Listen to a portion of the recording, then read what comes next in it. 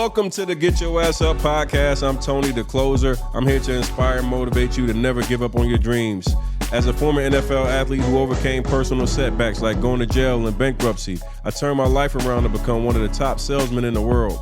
In this podcast, we'll feature celebrity guests, successful entrepreneurs, and my incredible network to give you real-world advice on how to achieve success in all aspects of life. Whether you're looking to build a successful business, achieve financial freedom, or simply need some motivation to keep pushing forward, we've got you covered. Man, we've had amazing celebrity guests on here like Dame Dash, T.I., my boy Joe Hayden and Edgerrin James, Andre Berto, and more, sharing their stories and insights on how to reach their full potential. Listen, so are you ready to get your ass up and achieve your dreams? Hit that subscribe button right now so you never miss an episode of the Get Your Ass Up podcast with me, your boy Tony the Closer. Let's dive in. Let's change your life together. Let's go. Who is Benzino, like, first and foremost? From Boston, Mass. I grew up in the 70s. My dad was involved with the street life, you know, like the mob, Boston, Italian mob. A lot of my early life from 13 on was visiting him in jail and being in the streets, selling drugs. If you had one regret, what would that one regret be? Would your one regret be Eminem? No, hell no. When it comes to that, my only regret is I didn't go harder. How about that? Because exactly what I said was gonna happen, happened. I gotta call you out, man. So you can have an OnlyFans, but Corey can't sing about pussy. Come on, dog. I'm saying. Come on, Pop. I'm saying. Come on, Pop. I'm saying. All right. Let's get it. All right, everybody, welcome. We got a hot episode today. I saw a tweet that went crazy viral last week. And this tweet got my attention and a lot of people's attention, and it was posted over all the blogs. It was you, man. Benzino. Man. What's up? Welcome to the Get Your Ass Up show, bro. Good, man. Good. How you doing, man? Man, I'm doing amazing. I appreciate you coming and sitting down. Man, I appreciate you having me, especially in Miami, man. Like when you said come to Miami, I was like, let's go. Let's go. Get me out this cold, man. Word. Man, well, you know, first and foremost, man, you went extremely viral. You always seem to be going viral for something. You've mastered that for about 20 plus years at least. Wow. I don't even know if I be trying, but I guess, yeah, if you want to say that, then yeah. You got a hell of a run. Hell of a run. I think I got some more on me too. So let's talk about this tweet though, man. You put up a tweet and you were expressing basically you feel like, you know, a lot of guys in the hip hop industry, guys that you help facilitate and put in better positions in their career, kind of watch you fall down and not support you. Yeah, man, it's crazy because I kind of been feeling like that for a while, you know, for a long time. But I've never really wanted to say anything because of, you know, you don't when you express your emotions, sometimes people take it. And those type of emotions, they could be taken as, oh, man, he's doing bad, or he wants something. I just, you know, my thing is like, the Source was such a powerful platform. And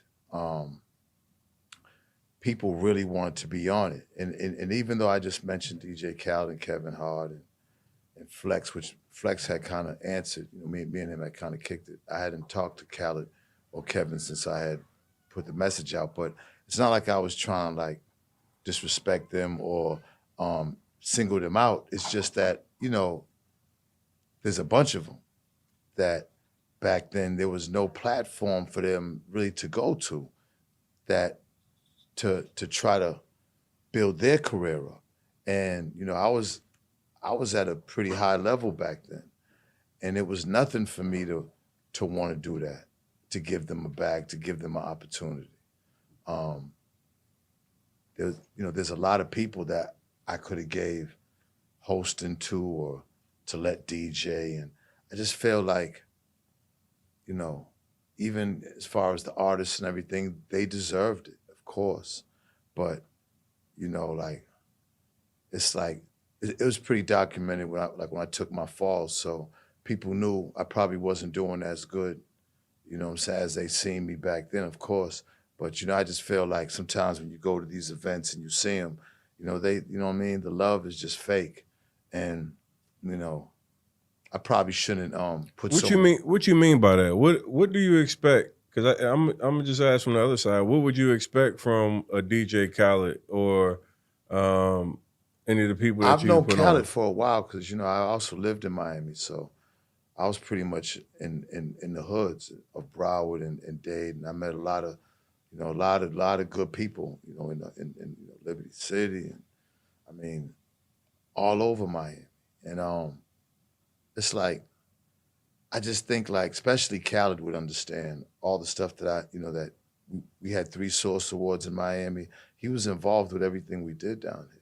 So he's doing major things on Amazon and everything. And I'm of course my brand of Benzino is still who I am, hip hop, and regardless of anything. So if you're doing anything in that type of in that lane, then I mean, listen, of course we all want a bag, of course, but I'd rather the work.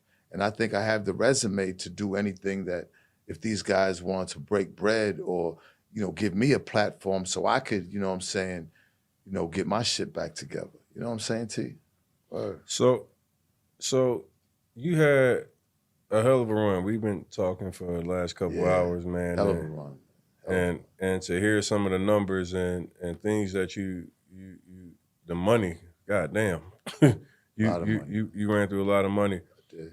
Let's talk about. Let's just back up a little bit. Who is Benzino? Like first and foremost. Um, you know, I'm a guy from Boston, born from Cape Verdean and Puerto Rican descent. And for those who don't know who Cape Verdean people are, they're Cape Verde Islands are off the coast of West Africa, and they were invaded by Europeans, of course, but the Portuguese side of the Europeans. Like in Africa, the French really, a lot of Africans speak French. Well, that's because a lot of France came and invaded Africa, and then next thing you know, they start mixing the cultures. So Portuguese mixed cultures in Cape Verde Islands, and my great grandmother and grandmother, and I got some from Brazil also. So I have that, and my father, my one grandmother's Puerto Rican. So from Boston, Mass, grew up in the time of like I was born in the '60s. I'm 57 years old, so I grew up in the '70s of me starting to be a teenager and starting to like see life and understand life. Once you get to that 10 to 13 years old, you start kind of looking at life in a different lens than you was in the previous years. So in those times, it was just a lot of racism in Boston. And as far as my dad was a street guy. My mom just worked jobs, worked at the Prudential Building. She was old school. Not a street woman at all, just a hard-working woman, which most Cape Verdean women and men were when they came over. Just hard-working. Of course, immigrants. So I had to do things like work in the cranberry bogs of Cape Cod and just, all the like the jobs that, you get when you first come over, like really didn't have too much. And my dad was involved with the street life, like the mob in Boston, the Italian mob, which had a huge influence in the West Coast. The Italian mob influence was really all on the East Coast and in Chicago, everywhere, but in the heavily influenced Providence, Rhode Island. So my dad, when I grew up, he would take me and I would meet these guys. You know what I'm saying? And these are older guys, and when I grew up, Boston being racist, these guys I'm looking still as white men, but they were different white men from the racist white men that I'm seeing in Boston. When my father introduced me to these guys just seemed like they were honorable men and just they accepted my father. So right then and there, I'm like, man, this is kind of, and I didn't look at them as like back then as the mob back then, but I just looked at them as strong men figures. And I grew up under that. My father went and did time, and then I just hit the streets from there. So, a lot of my early life from 13 on was visiting him in jail and then being in the streets, selling drugs. Boston kind of like got into the gang culture pretty quick. You know, like was really influenced probably from the West Coast, probably even more than New York was at that time. So, you know, I grew up in the streets, man, you know, selling drugs and gang banging. But hip hop, you know, my grandfather lived in the South Bronx. And I would spend half my childhood up there, and I really got involved with hip hop. So my life really became, you know, doing stuff for my father and his guys. And I remember when the Shower Posse was in Boston, I started doing some stuff with them. I started doing some stuff with YBI in Detroit, hustling with them. Like, you know, anybody could in Boston would know back then that I was, you know, from 13 on, I just was in the streets heavy and learned how to hustle and, you know, learned loyalty, learned a lot of great things from my father. You know what I'm saying? As far as how to be a man and different things, and not just streetwise, but you know he wasn't like a woman beater or treated women wrong. He treated women, you know, well, and I kind of seen that. He treated my mother good. You know, like he never put my hands on my mother or nothing like that. I didn't grow up in like an abusive home, but he wasn't there a lot because he was locked up. So I was a street kid that ended up falling in love with hip hop. And yeah, that was my life, T. Hey, I know this has been one of those things that we talked about earlier. Like coming up in that area, you talked about obviously like the gang and the drug violence and everything. You mentioned that like even going into some of your troubles that you had where you had federal investigations and everything else. Yeah. Like how did all that kind of come together for you? You know, so my father, when he got locked up, you know, he got locked up under the old federal laws. And again, growing up, my pops just had money. He had all the, you know, the dope whips. And so, you know, I'm looking at this, but I didn't question anything. You know, when you're young, you don't question. I didn't learn. But then he pulled me. I think I probably was right before he went to jail. He pulled me aside and kind of gave me the rundown. I mean, he would take me to the houses that the police had kicked in. You know what I'm saying? You know, he got out on bail, then he would take me to those, and he started kind of just introducing me to certain things of the street life that then I would understand what it was about. You know, when he would take me down to the, you know, the social clubs, and you know what I'm saying? I'd have to, sometimes when he'd be locked up, I'd have to go to the wakes and sign the book for his guys, and you know, so when I and it's funny because when he got locked up, his lawyers, when I started doing stuff and running with my crew, I would still use a lot of his lawyers. And then it would end up that his lawyers would be damn near the whole city's lawyers. Like I would turn all my guys on to his lawyers, like Marty Lepple. Like it's funny, you know, Lepple was a murder trial lawyer, but he could do everything. But now that I sit here and thinking, Lepple's like 80 something, he's still living. My dad and Lepple been together almost 50 something years. And doing cases for my father, and then me, and then all my friends. And I'm thinking like, damn, like Lepple done a lot of my guys' cases, man. You know, a lot of them he got off. He got me off a couple of big ones, my father too. But, you know, my dad, you know what I'm saying? Like my dad was my hero because after a while, you know, I'm looking at him, you know, all the suits and the cars and the jewelry and, you know, and then even like, I guess when him and my mother broke up, it wasn't like I was mad at him, you know what I'm saying? Because my mother really I never really seen another man in her life until later on. And, you know, when she started getting older, and even him, I was like, forget him. You know what I'm saying? You know what I'm saying? It was just, because, you know, that was my best friend. I was her only son. So it was just me and her. So my dad, you know, when they broke up, it was like, you know, I didn't have anything against my father. Like, when I see kids have things against their father because when you know, they hold things against him. But I didn't, man, because he just was like that guy. And, you know, real charmer with the women, real, you know, everybody respected him. You know, he did his time. He wasn't a rat. He taught me that at a young age. I was 11 years old. And we was talking about that. And he told me about the whole snitching thing and why I shouldn't snitch and why, you know, I mean, he broke it down to me. We had a long conversation. I'll never forget that. Called me in the bedroom. He was in the bed, and he said, "Come here, sit down, Raymond." You know, call me Raymond. You know, Raymond. And I think I was named after a mob boss. They're like the Patriarch is, yeah, Raymond Patriarch up in Providence. So they loved my dad. Now my dad wasn't Italian, so he necessarily couldn't be a made man, but Lord knows he was as close as there was, other than having the blood.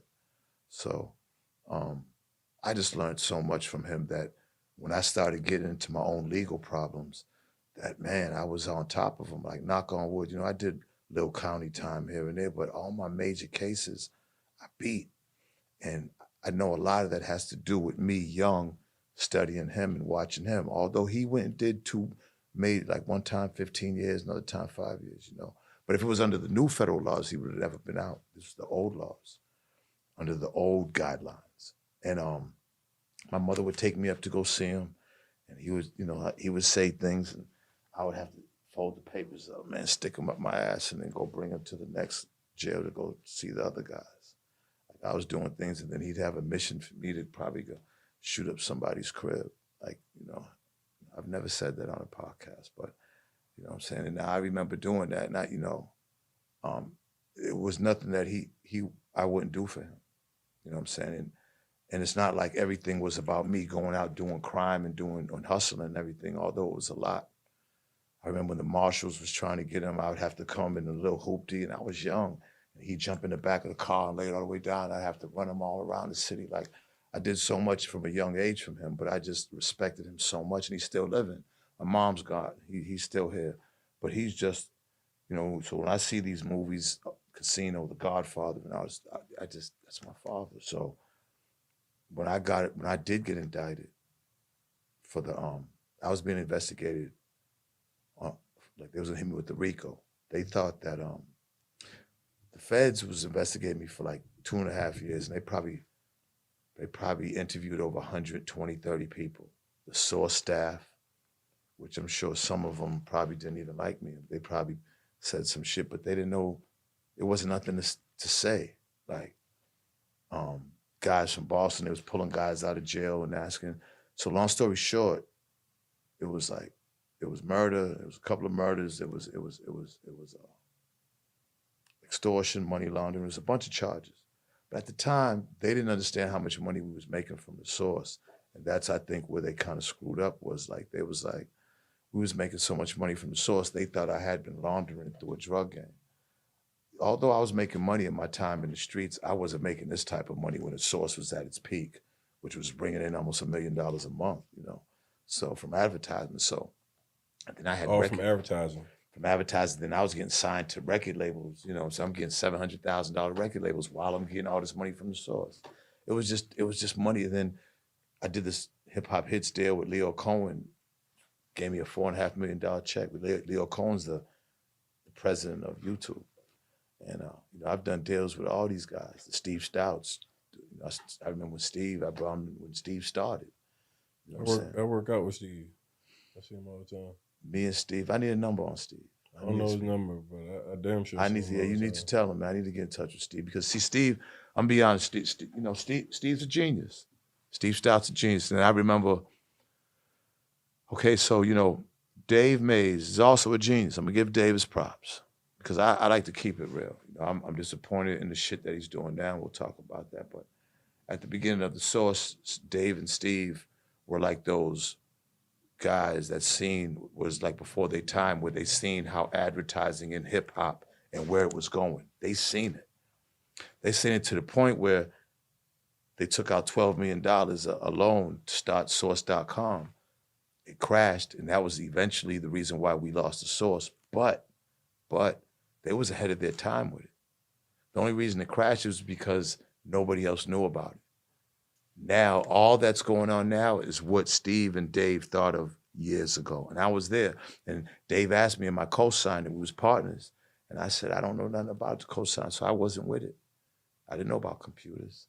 Barely still know about them now. I know how to go on social media, but as far as that was Dave. Dave was administrative, Harvard, organized. I was out there in them streets, and I was hip hop. My knowledge of hip hop is vast.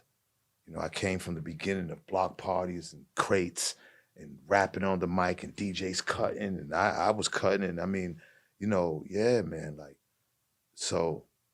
You know, I mean, I've done so much and went through so much. You know what I'm saying? It's like even when, like I said, go back to the federal indictment. Once that the criminal dropped, then they hit me with tax evasion, and you know there was a guy at the source that wore a wire for me. You know, that was Dave's man. You know what I'm saying? White guy. He was an accountant working on the business side. He wore a wire on me for like 6 months up at the Source magazine. And yeah, so when they came to me, they said, okay, yeah, the criminal broke down. We're gonna, you know, you take 3 years or else you're gonna get 5. And nobody beats us, you know, nobody, so you might as well take 3. And around that time, Corey had just been, you know, born or whatever. And I wanted to spend more time with her, so, and Ray Ray. So I said, you know what, I'm gonna take my last little bit of money I had, and invested in some lawyer, and we had owed the bank $30 million because it ballooned up from 12 million to 30. Got indicted and everything, you know, we ended up losing the source and everything, you know, kind of came to an end for that chapter. And then I ended up beating the tax case with an all-white jury in Boston. They found me not guilty. And the reason why I think I didn't know about taxes, W-9s, W-99s. I didn't know about none of that shit. Dave handled that. Dave paid my bills, Dave, whatever. I didn't even see bank statements. I didn't know. I was a partner, but, you know, 50% partner, me and Dave, 50-50. And it was cool because I started learning things about the Source, and I started bringing things to the table, like the Source Awards and then Source Hip Hop Hits, and we did major clothing deals, and like I started, you know, then Source Pioneer covers and special covers, Source Hip Hop Behind Bars. Like, you know, my thing with the Source was I was hip hop. Like I was the streets and I was hip hop, and Dave was the administrative and organization. So I came up with the ideas, I called the shots, and Dave implemented them. That was everybody who knew us knew that was our relationship. And we was brothers for all them years. And then, you know. How much money did you spend on like attorneys in those cases? Millions. You know, because we had started getting sued, different lawsuits, millions, a lot of money, you know, because it was always something. And, you know, and I take the responsibility of being ignorant when it comes to money, like we was talking before, when it comes to, you know, hustling is you go get your money, you count it, boom, you put it up, you know how much money. But as far as credit, I never had credit. I never want to even have to think about business, banking, money, this, that. I don't even think I had a savings account. Everything was checking. I had American Express Platinum, and I was just swiping. I was just going all over the country, spending ridiculous amounts of money. And I took half the hood of Boston, and like, you know, I helped a lot of people. You know what I'm saying? Took care of a lot of people. And I didn't do it to talk about it now, or I didn't do it to get anything back. I did it because it was in my heart too. Like I always came from, I'm a project baby. I always came from the struggle, and I always cared about people next to me no matter what, because I never could like walk in a place and buy a bunch of shit, and I'm walking in there with 3 guys who I know ain't got nothing. Everybody got to get something. Everybody. And that's just how it is. It's nothing to brag about. I mean, that's how it should be. I mean, chances are when we grow up in the hood, the one person that might have a bunch of money, chances are the rest of the people around him, from his family to his friends, got nothing. So what are you just going to just get a bunch of new friends who got money? And that's my point about what I was making. Like these guys, they act like they don't come from the struggle. And I know that they take care of their own people and they take care of, but it's like when you look at a lot of people, celebrities that they, you know, they only deal with celebrities. They only deal with whoever's up top. They only deal with that. If they think it's taboo if you fell. You know what I'm saying? I'm still Zeno. Because, if I don't got no bread, that don't make me not Zeno. That don't make what's inside of me and what made me not me. I'm just down right now. I'm going to get it again. And it don't, unless I want to crash out. Like you said, you know what I'm saying? Well, I enjoy my freedom now. I don't got too many bids in me anymore. If I do one more bid, I'm dying in there. So I got to be more careful now with my age and how I move. And I enjoy being out here. I enjoy not being locked up. So, I don't want no pity party or anything. Shit, we had a hell of a run from the streets to the source to TV. I mean, you know what I'm saying? I know how to get checks. I know how to move around. But all the people that I've taken care of, I don't even get phone calls. What's up? How you doing? If they see one of these viral moments and they see me, although that shit don't mean nothing to me, but if they see it, you think they don't call, what's up? You up? Nothing. Why is that? Do you think that your issues with Eminem got anything to do with this? Yeah, man, that's great point. Let me ask you this: I always ask my guests, if you had one regret, what would that one regret be? Would your one regret be fucking with Eminem? No, hell no. Nah, because T, look, I mean this, like we gonna be dead a lot longer than us when we was in wherever we was on this earth. And it's about the name you leave. It's about the legacy you leave. Like, when we were at Eminem, it wasn't to go at Eminem personally. It wasn't to go at white people. It was who I was and what I stood for and what I believed and the position I was in. If I had said that and I had nothing to do with the source, would anybody have even cared?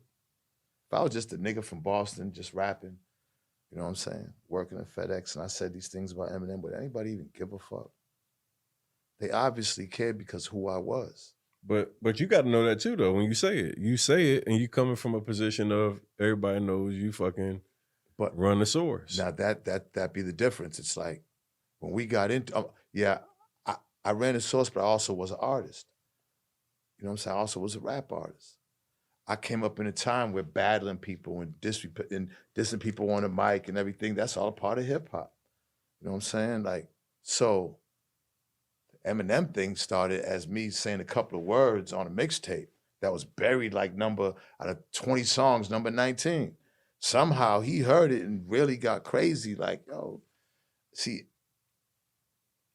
once that happened, the Source magazine, because I was with the Source, got brought into it, but only because of when we started and I started, he went on Hot 97 and said a whole bunch of shit. That was a major platform back there. Talked a lot of, I didn't appreciate that because I'm still a street nigga. And I know he's not. See, like, if I know how I grew up and know that he would never disrespect me in person, but doing this, so now it's like, okay, damn, it's supposed to be rap, but now he's on a platform and he got other people up there talking shit about me. And now I'm like, yo, this never happened before. Like, I really never, I went through the shit with the Source staff, but now it's like, oh, like, damn, like, you know what I'm saying? So I wasn't used to that, you know what I'm saying? And that's when I kind of flexed the Source power in there. But what man is not going to flex the power he got in any situation? You know what I'm saying? I'm just going to do what anybody else is going to do. I really don't live with regrets because, I'm from Four Corners. Most of my niggas are wiped out. So it's like, this is all bonus and it's love and it's God-given and it's a blessing. You know what I'm saying? Like, I believe that hip-hop was given to us to help out the melanated people.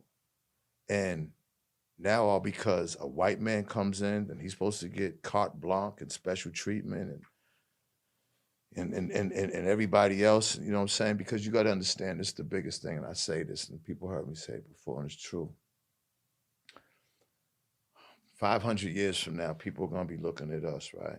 We're going to be gone. They're going to be looking at history. I don't know if they're going to be doing the hologram, but they'll look at this time in history. Now, when we look at Egypt, we always go to King Tut. There was many kings We go to King Tut. Seemed like King Tut was like the most flamboyant back then. Out of all the kings, he seemed like what we are now, like the gold and everything. But they're gonna look back at this time from say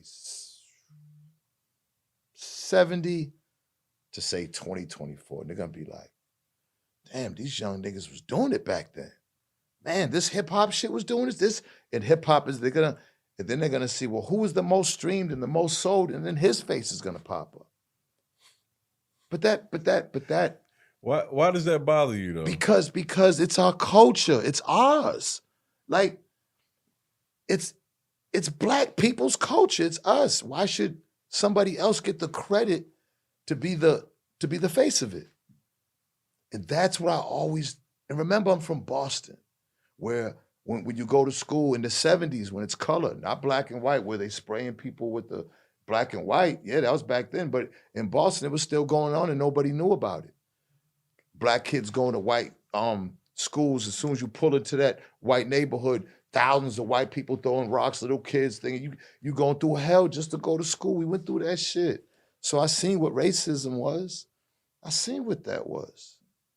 I mean, you know, God gave hip hop to really bridge the cultures anyways.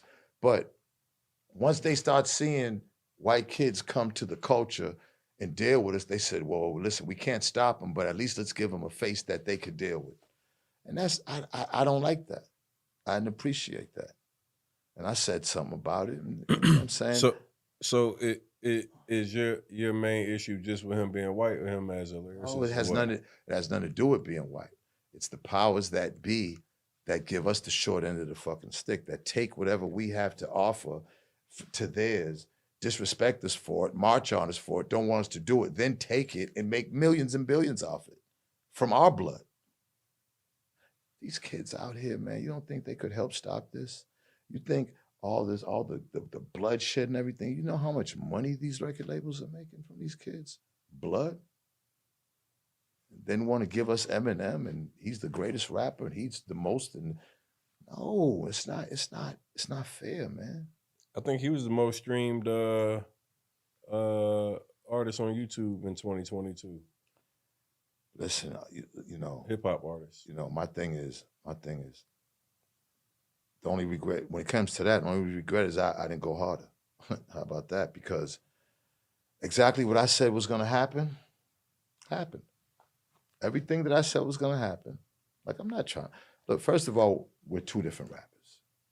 Okay, lyrically, but the masturbation, elevation, I don't rap like that. I'm not into rap like that. I didn't come up growing up listening to rap like that. I listened to rap that was going on, stuff that I could relate with that's going on in my hood. You didn't have to be super lyrical. I like lyrical people too, Nas, you know, Jay, like they can put words together good. But I wasn't into that rap anyways. No disrespect. I just wasn't into it. You know what I'm saying? Lyrically so my thing is, when he was disrespecting me, he was disrespecting my street cred. And my street cred was A1. Still is. I got it in. I gave it to people and I took it. So, I took it offensive, to this day, that people want to try to make a mockery of somebody in the street selling crack. Like, it's not like I want to sell crack. What else what I was gonna do? What else was anybody else was gonna do to have some type of decent life and to sell drugs? I don't need him to make mockery of that because he don't understand that lifestyle. And white people have to realize that we live two different lifestyles. Yes, you can be a part of hip hop, but respect our lifestyle and how we are. And don't get mad when we're to the point where we don't understand, because I don't. Listen, I love the things about white culture. I love it. When you look at Eminem and his fans, they're the most craziest, disrespectful fans that we have in the culture. Our fans ain't about that. They go extra hard because they feel like they've been left out of hip hop and they have something to prove. When it's like, fine, you got your Eminem, cool, but we over here. That's just all it is, man. And for years, I took it then. I took my licks then. The industry turned their back on me because of the Eminem thing, because Jimmy Iovine and Eminem, shit, they had it all. So everybody wouldn't dare want to say, even if they thought that I was saying the right shit, they wouldn't say it because of what would happen to their musical career or what would happen. Like, look, I'm from the streets, so having millions, don't having millions, it don't mean nothing because all my love is in the projects, anyways, and in the hood, and them people ain't got too much. So what I'm saying, I don't lose no love whether I got money or not, because I'm from the mud like everybody else. So once again, you would have did it 10 times, 20 times harder versus like, nah, I'm not gonna. I would have did it harder because what happened happened. What I said happened. I was trying to prevent it from happening. I was trying to show the world that you stop letting the machine take us, take our swag, the way we dress, the way we rap, the way we think, and just take it for them, and then don't respect us, don't help. None of these labels. I don't see no Warner Brothers, or UMG Group community centers. They make zillions of dollars from us. They ain't doing shit for our communities. Like, listen, man. Like, you know what I'm saying?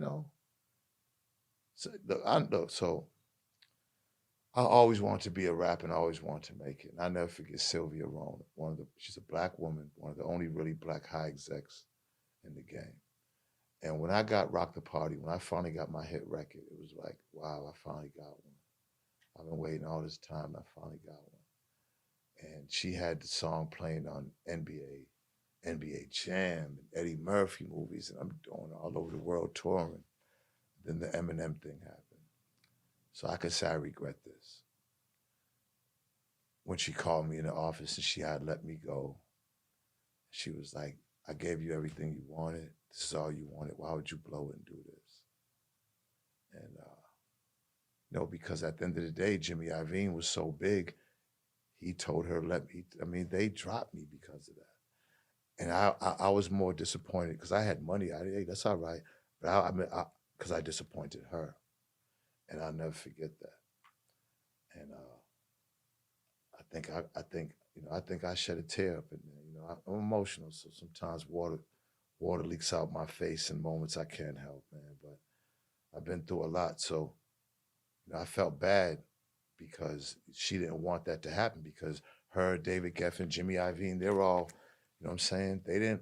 Their thing is, look, he's going to mess up and build billions of dollars. We're going to get billions of dollars with this white kid. And he's going to mess it up. We can't have him mess it up. Drop his ass now. And I got dropped. Jimmy Iovine pulled all his advertising from the magazine, which was a big chunk at that time. But, shit happens, man.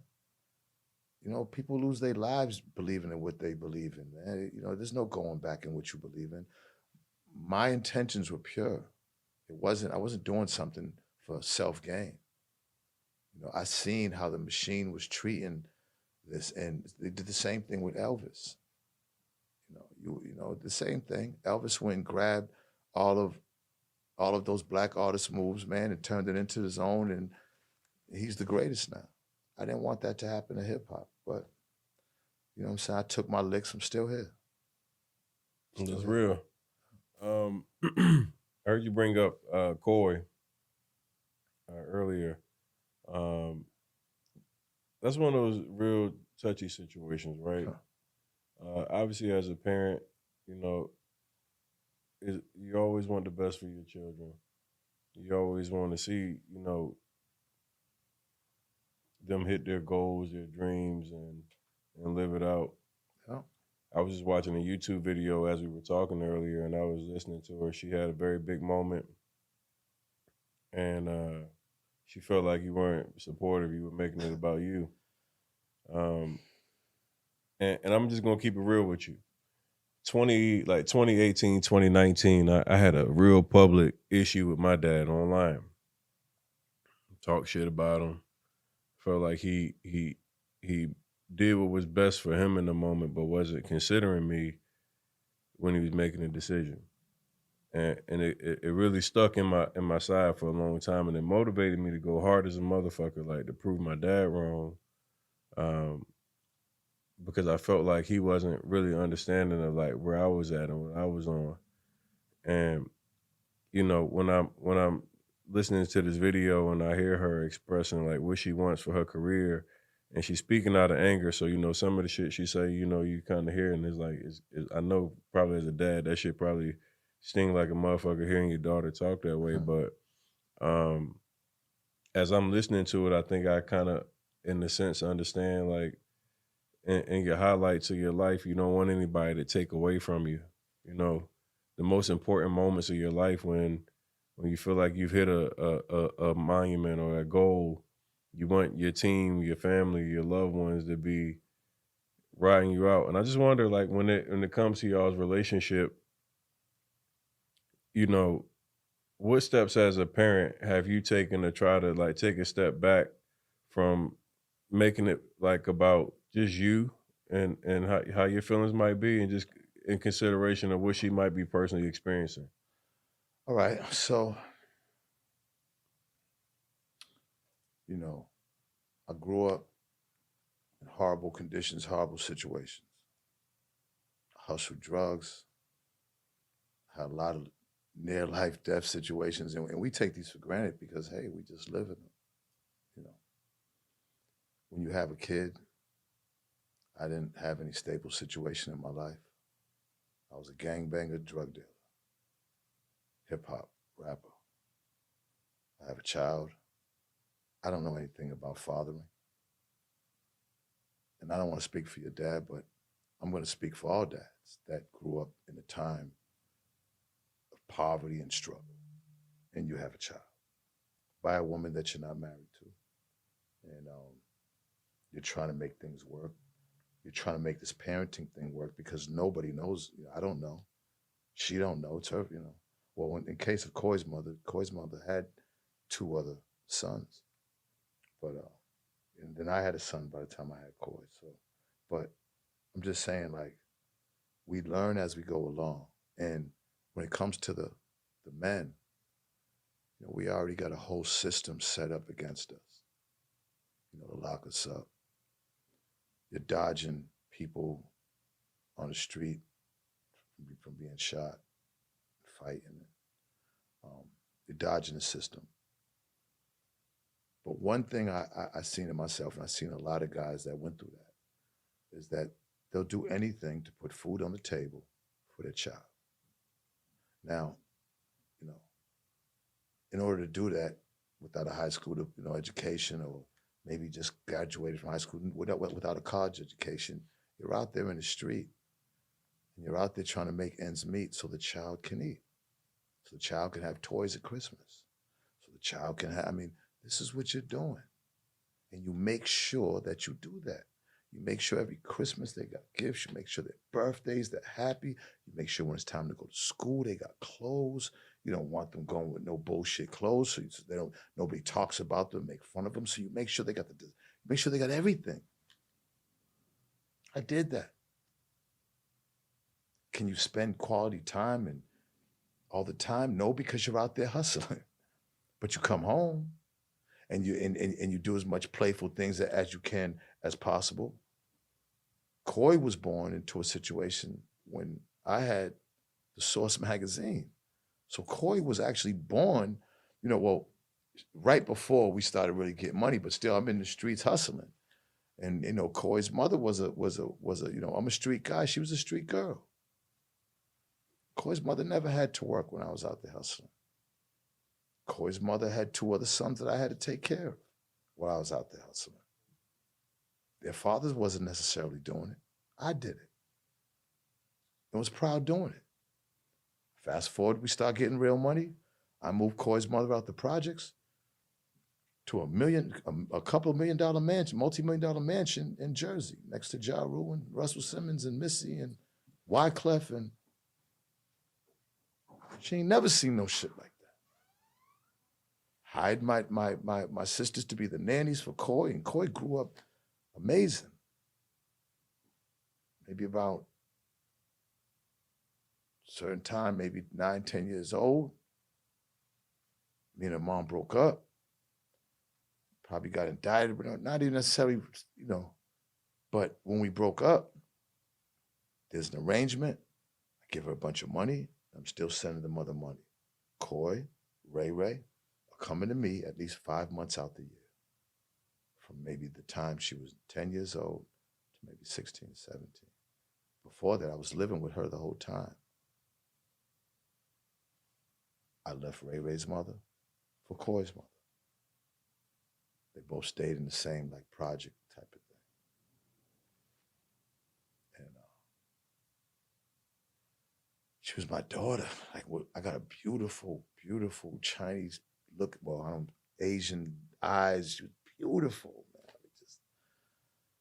I don't want to say that because it's like, oh, but listen, they're gonna eat you up. It's all right. It's okay. Listen, all my children's mother are black, and my baby Ashley, who I'm with now, is chocolate and Hershey's chocolate itself. I love black They women. don't care. That's all right. Hey, listen, I just had to throw that out there, but it was true. She just looked like a little Asian baby, and that's why I named her Koi. Koi is an Asian fish, a koi fish. You know what I'm saying? And her mother's name is Asia. So I named her Koi, and my name is Raymond, and I named my son Ray Sean. So Koi, I put Koi LaRay, R-A-Y. I gave Koi the name. So there was nothing more proud. She was you kidding me? A rough ass nigga like me with a beautiful, like that's how you looking at it. She's anything she wants, she can do no wrong. Nothing. So all those years, that's how it was. I was the hero. There was nothing wrong. When me and her mother broke up, that's when things probably started going on in her mind.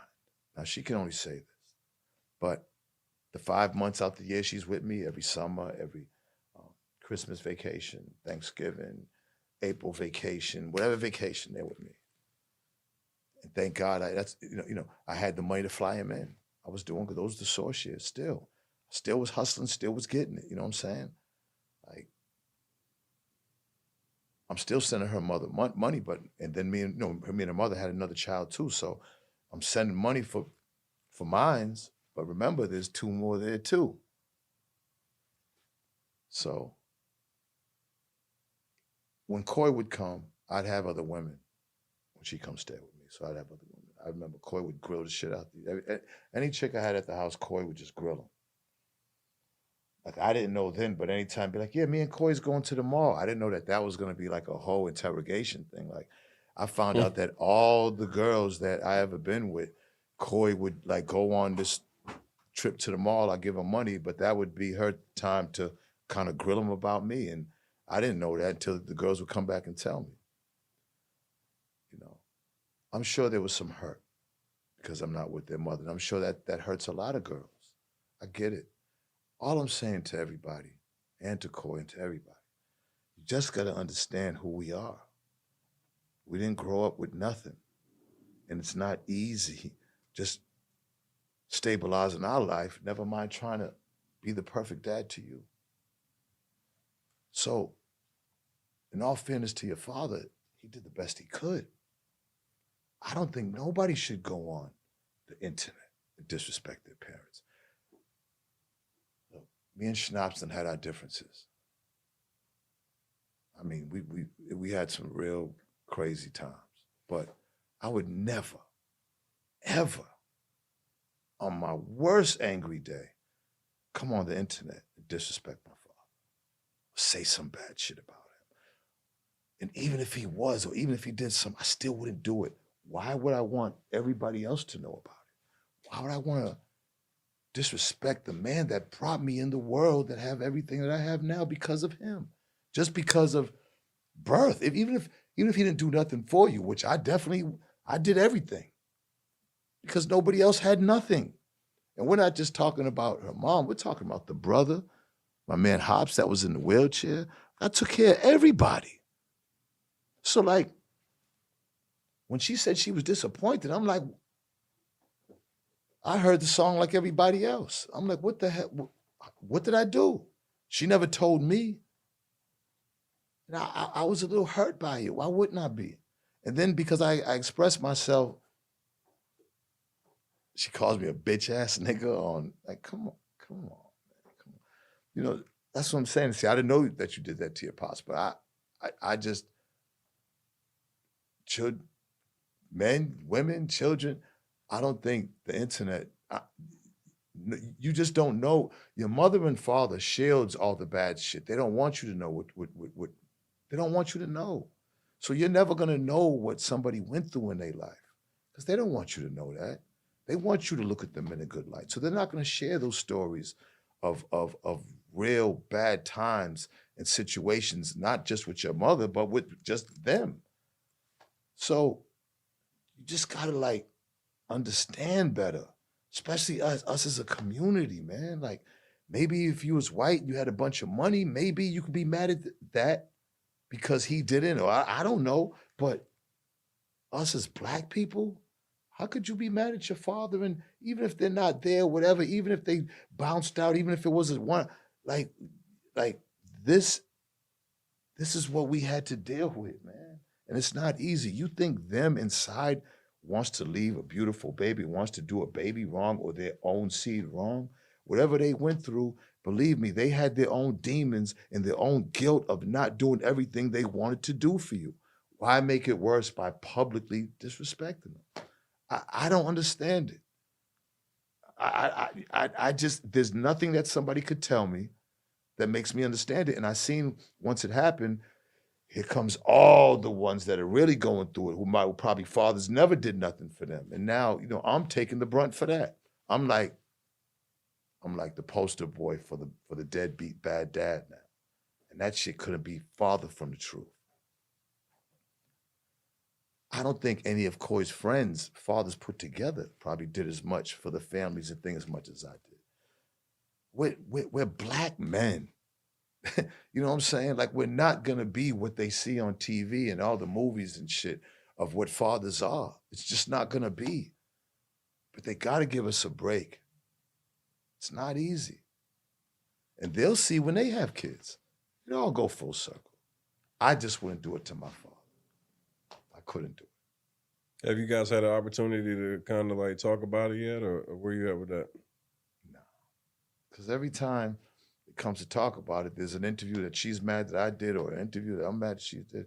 It's to the point now where it's like, listen, that's my daughter. I got it tattooed on me. She looks like me. I made her. I know her. I know everything about her. Can't nobody tell me nothing about her. And I'm more proud of her than anybody on this earth. And I love her, and I'll always be there for her. And that's all that counts. Everything else, we're going to put it in God's hands. Well, you earlier were being, what I would say is a little hypocritical. You said that, you didn't want to basically, I guess, promote or hear her rap about what she was rapping or singing about. Mhm. Been a part of the hip hop culture your whole life. Mhm. I mean, she's a hip hop artist, right? Isn't that kind of contradictory and hypocritical to? I call that necessary hypocrisy. And as a father, there's no way I'm gonna watch her twerk with a thong on or talk about pussy and dick, and like I'm gonna be from the background loving it. But I love like No More Parties. I can vibe to that. Although the song was kind of like took a slide at me, but that's the type of music that my daughter, as her father, is gonna love. As far as the other stuff, I'm her father. And I don't care how long I've been in hip hop. I know how to separate my relationship as father-daughter. I can't compromise who I am. I can't be anybody else. You know, certain songs I'm not gonna be able to vibe with. Certain shit that she does, I'm not gonna be able to vibe with because that's my daughter. And again and again, like I didn't have a handbook. I didn't, what I'm saying, like saying like, yeah, my father taught me how to be a man, but not how to be a father. And it's a lot easier for my sons because I could kind of give them what he gave me, but to a daughter's different. I just knew how to be a street guy and live by a code, which the code happened to just be kind of good in life compared to the shit that's going on now. So, I could just do the best I can, you know what I'm saying? And,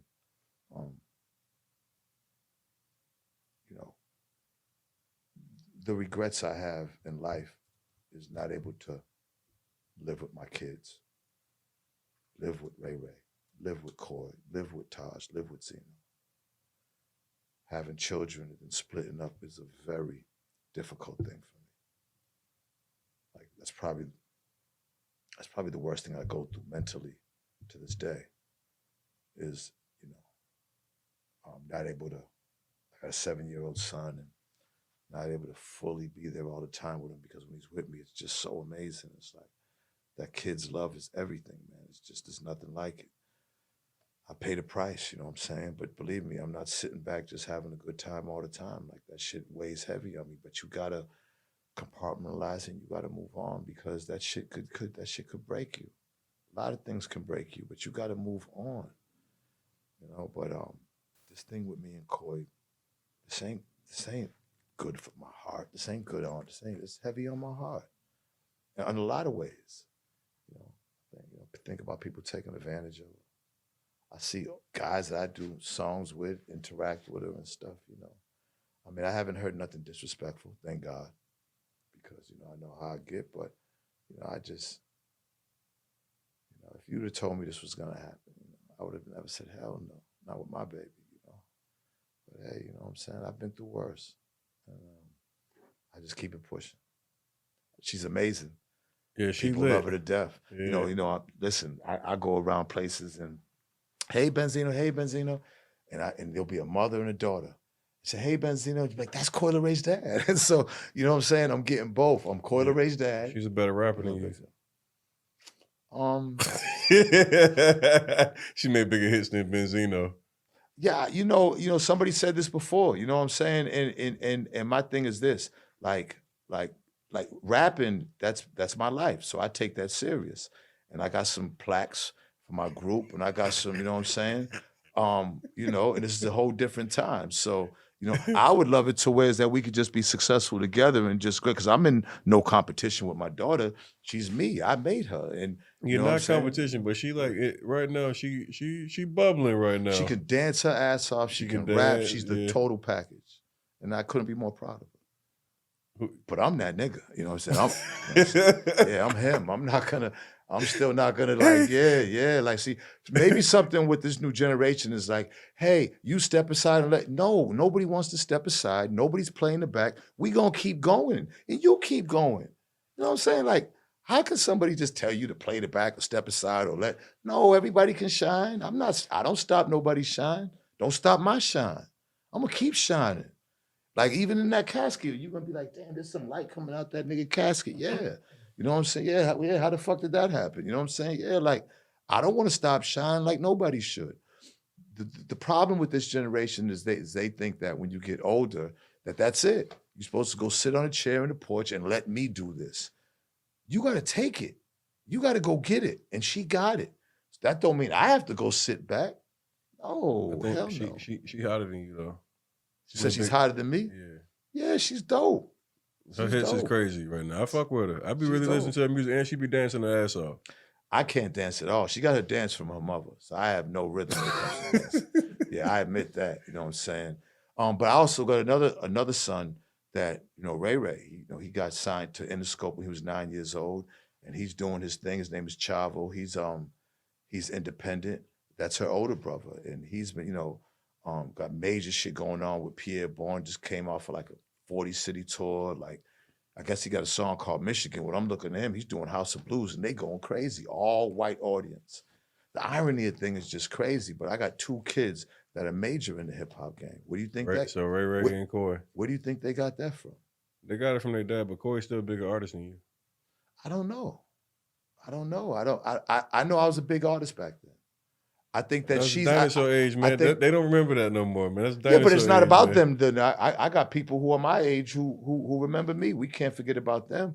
You know what I'm saying? Like again, I love the hip hop conversation because it's so many generations of the culture, right? So sure. While we speaking on this right now, I was going to do it a little bit earlier in the podcast because you start mentioning like growing up in Boston and the DJs and everybody else, man. And this is why people like my show, because I don't forget, but I want to bring that back. Okay. I want you to give me your top 3 DJs all time. Top 3 DJs all time. Good question, bro. Because, man, that's like 40 fucking years. How am I going to answer that? Like, that's 1,000 million DJs. Yeah, I love a lot of them, man. I'm putting you on the spot. As long as you don't put me on the top 5 artist spot, because that shit is. You know you got that. You know that's coming. Got to get that. Okay, well, before I give you the DJs, you know why that's a crazy situation? Because hip hop is made from catalog.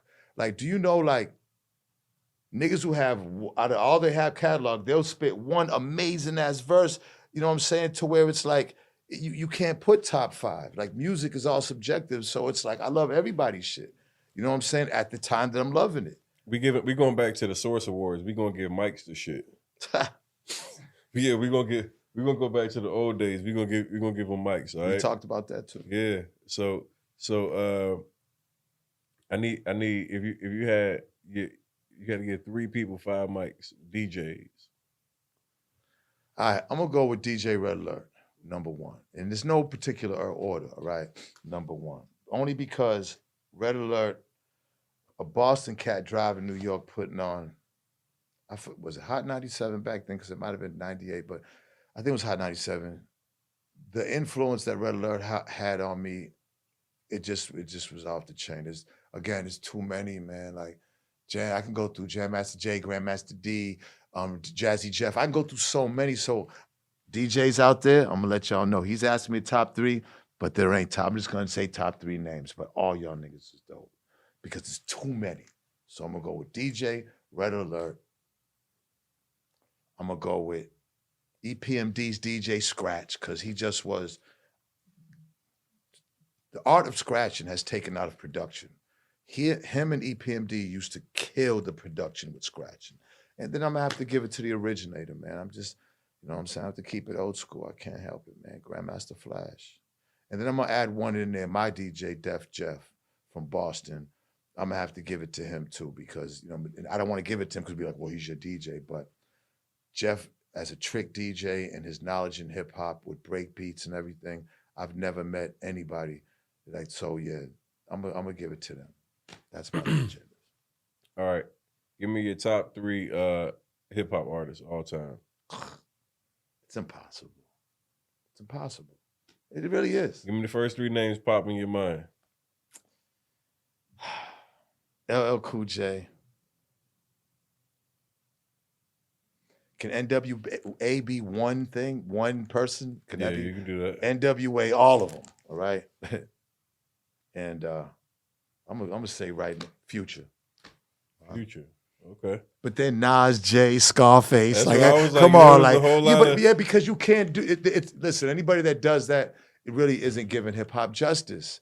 Like, you cannot. There's no top 3. There's no top 5. There's no, niggas is dope, and niggas spit different lyrics and different albums that was dope at different times. You can't ask me that, because I've been in hip hop since day 1. It's been thousands of dope ass artists in verses and songs that I've came across. All right. Top 3 most overrated. Overrated? Overrated.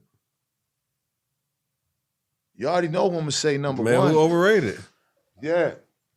You already know. Can we hear in the back? You already know. I ain't even gonna say it. Shit. Everybody out there. You know what I'm saying? All his fans and everybody. I'm gonna say Eminem's overrated to me. I think if Eminem was black, people wouldn't be giving him those props. Cannabis was nice as shit. How come Cannabis isn't selling billions? You know what I'm saying? There's so many rappers that rap in that Eminem genre that never got the props of an Eminem because he's white, because of the color of his skin. So I'm gonna have to say him. I'm still gonna get hate mail and hate tweets and hate, but it's just my opinion, people. You know what I'm saying? As far as anybody else, I can't think of them. Just can't think of it. Hey, yo. Just can't. Hey, what's up? Are you cool with 50 Cent? Nah. But you heard the story where when he got stabbed up by John and when I helped him out, right? You heard that story? No, so tell me about that. Oh, okay. So on 54th Street, there's the Hit Factory and Sony studios. Those are the 2 major studios that all labels went to because they had multiple big, huge rooms with SSL boards in them. Sony had this room called the Hip Hop Room that was downstairs that used to have, like, this was before all the, you know, the video games. They had this like booth thing that you get in, you play video games with this big screen and shit. So 50 of them told the story when John M, when they went in there, him and this guy went in there. I don't know who it was. I think it was Yayo. I'm not sure. I think it was. Went in the hit factory. There was in the hit factory and a big scuffle broke out. And that story's been told. I wasn't there, but he ended up running down to my studio. I hadn't met him. I heard the mixtapes. I heard the shit that they did. He had some hot shit, I heard the shit. I was like, oh, street shit, dope. You know what I mean? And then I knew Steve Stout and Tone and Pope, the track masters, and they was kind of like involved with him in a way. So I remember when he came down, I'm sitting just like this, and I'm playing John Madden. I was nice at Madden back then. Super nice. It probably was Madden 3. I don't even remember what number, you know what I'm saying? But anyways, he came in, and Mr. Jesus had brought him in from Made Men. I was in a Made Men session. So Mr. G, you couldn't smoke cigarettes down there. So Jesus would go outside and smoke cigarettes. And he brought 50 in. Now, right there, I'm looking, when he brought him in, I'm looking, giving Jesus the look. Like, nigga, what the fuck is you doing? You ain't telling nobody. You just can't be bringing niggas. Like, and not necessarily because of 50, but that's just how we roll because it's a protocol. You know what I'm saying? We strapped up regardless. So he came in. He was like, yo, what's up, bro? And I heard a lot about you, man. And, Tone told me you was a good nigga. Boom, boom, boom. And he showed me how he had got stabbed up and shit. Showed me the cut. And it wasn't like blood was just falling all over the place. He just had like a little cut. You know what I'm saying? Looked like he needed to get some alcohol on it or something. You know what I mean? Like just can't, he looked like he needed some assistance. So at that time, we had the source and we had a car service. Uber wasn't out back then. But we had the car service where anytime I called the car service, they just worked for us. It was Atlantic Car Service. I remember the car service in New York. And I called him the car service and sent it to the hospital. I don't think he had any bread on him, because if he did, he could have gotten a cab. But at the same time, I don't know if niggas was chasing him, I don't know what, but it was on 54th. So their shit's here, and our shit's here at the end of the block. So he must have came down there, Jesus let him in. So, our relationship got sour because of the Eminem situation. We didn't have any problems. But then the crazy shit was when I moved to Saddle River, I moved right next to Ja Rule, so Coy and them got real close to his daughter, and my son got real close to Taj got real close to Lil Jeff. They was going to school together. Like, it was like, how the fuck did that happen? I'm beefing with him, he's beefing with 50, and then I moved next to him. I didn't know Ja when 50 and him was beefing. That was some Queen shit. I didn't even know. I didn't even meet Ja Rule back then when they had that. What I will say is this, though. So Tony Yayo was giving his version. His version's always going to be the 50 Cent version. There's the truth, then there's the 50 Cent version when it comes to Tony Yayo. We all need a Tony Yayo. You know what I'm saying? We all need, because I've never seen a nigga like cheer for a nigga that much in my life. You know what I'm saying? I seen hype men, but when you off the stage, usually the hype men chill. You know what I'm saying? He's that nigga hype man for life. And he said that 50 had a 45. That was a lie. One of the first things 50 said, he pulled out a gun and said that I guess when somebody got punched, they dropped the gun. So I'm thinking that was him who dropped the gun. And it was like a little 38 snub revolver. 50 was like, shit don't even got bullets in it. He really was clowning him. He was like, it didn't even have bullets in it. Now that's to my mother. What am I gonna lie about that for? I don't get on these things to try to impress anybody or to lie about nothing, because I know the type of shit I did, me and my niggas. I know there's no reason to brag it. Even when I'm in circles, I don't brag about my street shit. I don't have to. I don't brag about having millions and doing all kinds of stuff. I don't have to. It's the past. It's gone. But when I heard him tell the story on Vlad, he lies, just all lies, because 50 told me, he says, yeah, I guess they punched him up, he dropped the shit, and me and Black Child will cool down. Black Child said it. So, you know what I'm saying? They roughed him up a little bit, but 50 showed me the gun. He was like, he dropped it. You know what I'm saying? So that never happened. So I helped 50 out. Now later on, you know what I'm saying? He go hard with the internet shit. I'm not into all that. I'm not, you know what I'm saying? I just, with me, Like I know how I grew up. Everything was war, guns, death, drugs. Everything was that. Everything. You know what I'm saying? It was like being in Vietnam in Boston at that time. So I lost brothers. I got niggas, death, guts, brains, all that. So my thing is like, it took me a while to understand trolling and internet diss and everything to really know that like there's two universes. There's the real world, which I'm loving and respected out there, and then there's this internet shit. And a lot of niggas use that internet shit to get under your skin and to disrespect. Before, oh man, I let it, I be going crazy. I finally matured enough and really got myself together to understand that, look, let nigga say what he want. See nigga in person, and I'm not trying to project violence and promote violence because that's not what I'm just saying. You talk to him like a man about it when you see him in person. Because I'm so happy that I grew up in a time where you could look someone in their eye and settle your differences, however it goes. Because the way the internet, the phone, the computers, I just have problems with that. I just never really understood that. So I get that part. So with him, you know what I mean? Like, dudes got security. I'm sure dudes got dudes around their way and street niggas and whatever. But see, with me, I broke so much bread and fucked with so many niggas all across this world. Like, I really walk around. I've never had security. I've never worried about because real niggas fuck with me all around this country. Real street niggas that get it in. And I've been shot a few times, so there's not too much I'm scared of. We all one day have to go, so I've accepted. I'm not immortal. I've accepted mortality, but I don't run around and worry about dudes. Dudes that run their mouth about me on the internet, when I see them in person, we're gonna talk like men, and however it go, it go. That's all. It ain't. I don't, what I'm saying? We all men at the end of the day, and we should be able to, however it go. I know how to dog, handle it. I did see that picture with you with your motherfucking shirt off, looking like you was a goddamn. I mean, I look.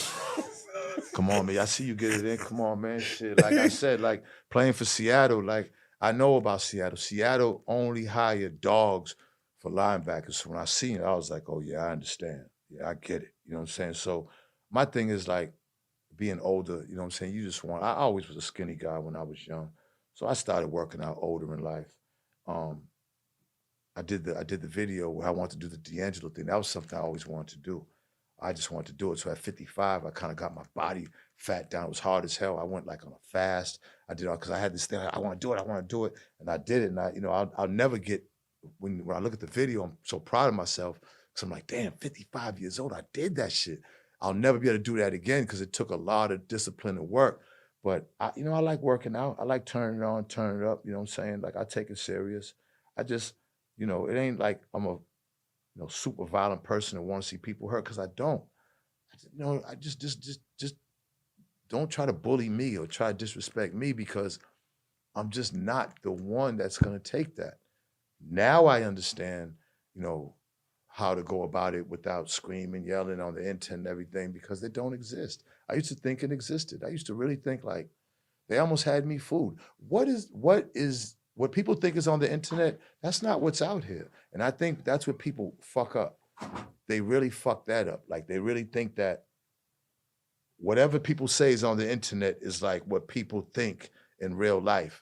And it couldn't be further like from the truth.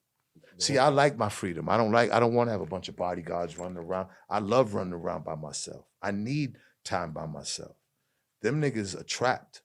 They can't go through the hoods by themselves. They got to worry about it because they shit starters. They start trouble with people. And whether it's trolling or not, there's a lot, niggas got their head on a swivel. You know what I'm saying? Mine's ain't on a swivel. You know what I'm saying? Because my shit is like this. I know for a fact if anything happens to me, whoever did the happening, oh man, they gonna have problems. As far as like if something happened to where, I was just wiped out, oh yeah, see, I ain't gotta worry about that. I know that, that just ain't gonna just, dudes out here, a lot of guys get killed and it just happens and that's it. Like, that ain't gonna happen to Zeno. Something happened to me, the heavens gonna fall. You know what I'm saying? So I I don't worry about that. You know what I'm saying? Like I'm a frontline guy. I was on the front lines of them wars back in the days. I know what it is to be shot. I know what it is to, you know what I'm saying, look at trial. I know what it is to all that. That shit ain't cool. I'm not pushing that. I'm not putting a flag up for that. That don't make me tell what makes me is being a great father. None of my kids got felonies. You know what I'm saying? None of my kids even got, you know, I'm not even a grandfather. You know what I'm saying? So, you know, I did good with mine. You know what I mean? The whole idea was to make them not me. And I did that. Better than me, like Coy, like Ray Ray. I did that. Why do you feel like everybody hates Benzino? Nah. Everybody loves the Zista. That Shade Room post almost had me in tears because it's like, wow, like the support I got was crazy. And like, although wherever I go out here, I'm like, wherever I go, it don't matter where I go, it's love, man. It's love wherever I mean, it's just nonstop. It's like sometimes it's overwhelming. The grocery store, the airport, the gas station, the street, at the light, and I mean, wherever I go, and it's from everybody, men, women, old, young. It's a blessing, man. My people love me. The struggle love me. The working class Black people love me. You know what I'm saying? Now, the few internet people that maybe control the algorithms, there's a lot of them that might not. I don't care about them because I wouldn't be around them anyways. They would be nowhere around me. And if a few of them came out the hood and they that, I don't care about them no more either. I only care about the hood and them. If I get they love, I'm straight. And that's a good love to have. Millions of people in the hood. I don't know why people don't understand why the hood is dope and that love. Them few thousand people, there's 8 billion people in the world. A couple of people that might not like you on there. See, it gives you the perception that it's everybody, but it really is a very small percentage. It just seems like to me, I always see a lot of negative things, highlights posted of you whenever you go through something traumatic or whatever. I know. You know, that's when I see you hit the blog. I see you for, you know, negative shit. How do you feel when you see yourself, you know, you get it, you know, anything happens, you know, I'm used to it now. I'm at this point in my life, I'm used to it. How do you deal with that shit though? You look up and there's a post, Benzino's with a tranny. Now, see, that was like kind of like the cap off, because I never went through that shit before. Like I watched a bunch of people go through the whole gay thing. Like, you know, I've always looked at myself as just like one of the most, you know, ladies, men in the industry. Like I've made my rounds, you know what I'm saying? And all my life, like, you know what I'm saying? I've never had to deal with gay rumors and gay shit, but I guess they had to get me. Like, I guess, you know, there had to be some type of scandal because, you know, there's people out there that can't stop you physically, so they're going to use the internet to try to stop you and push the narrative. That shit didn't work because it wasn't true. Like, I would have took like 20 lie detector tests. I never even met that tranny. We've never even met in person. I've never even seen to this day. Where did that shit come from?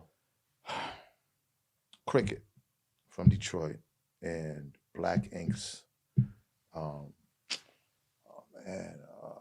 The original Black Ink. I don't want her to kill me, but you know we were smoking before I came in. So. Duchess. They just wrote a movie. I've done a lot of movies. I'm on like about 8 Tubi movies. They just wrote a movie called False Advertisement. Now, most of the movies I've been doing, as usual, give me the gun, he's the gangster, he's okay.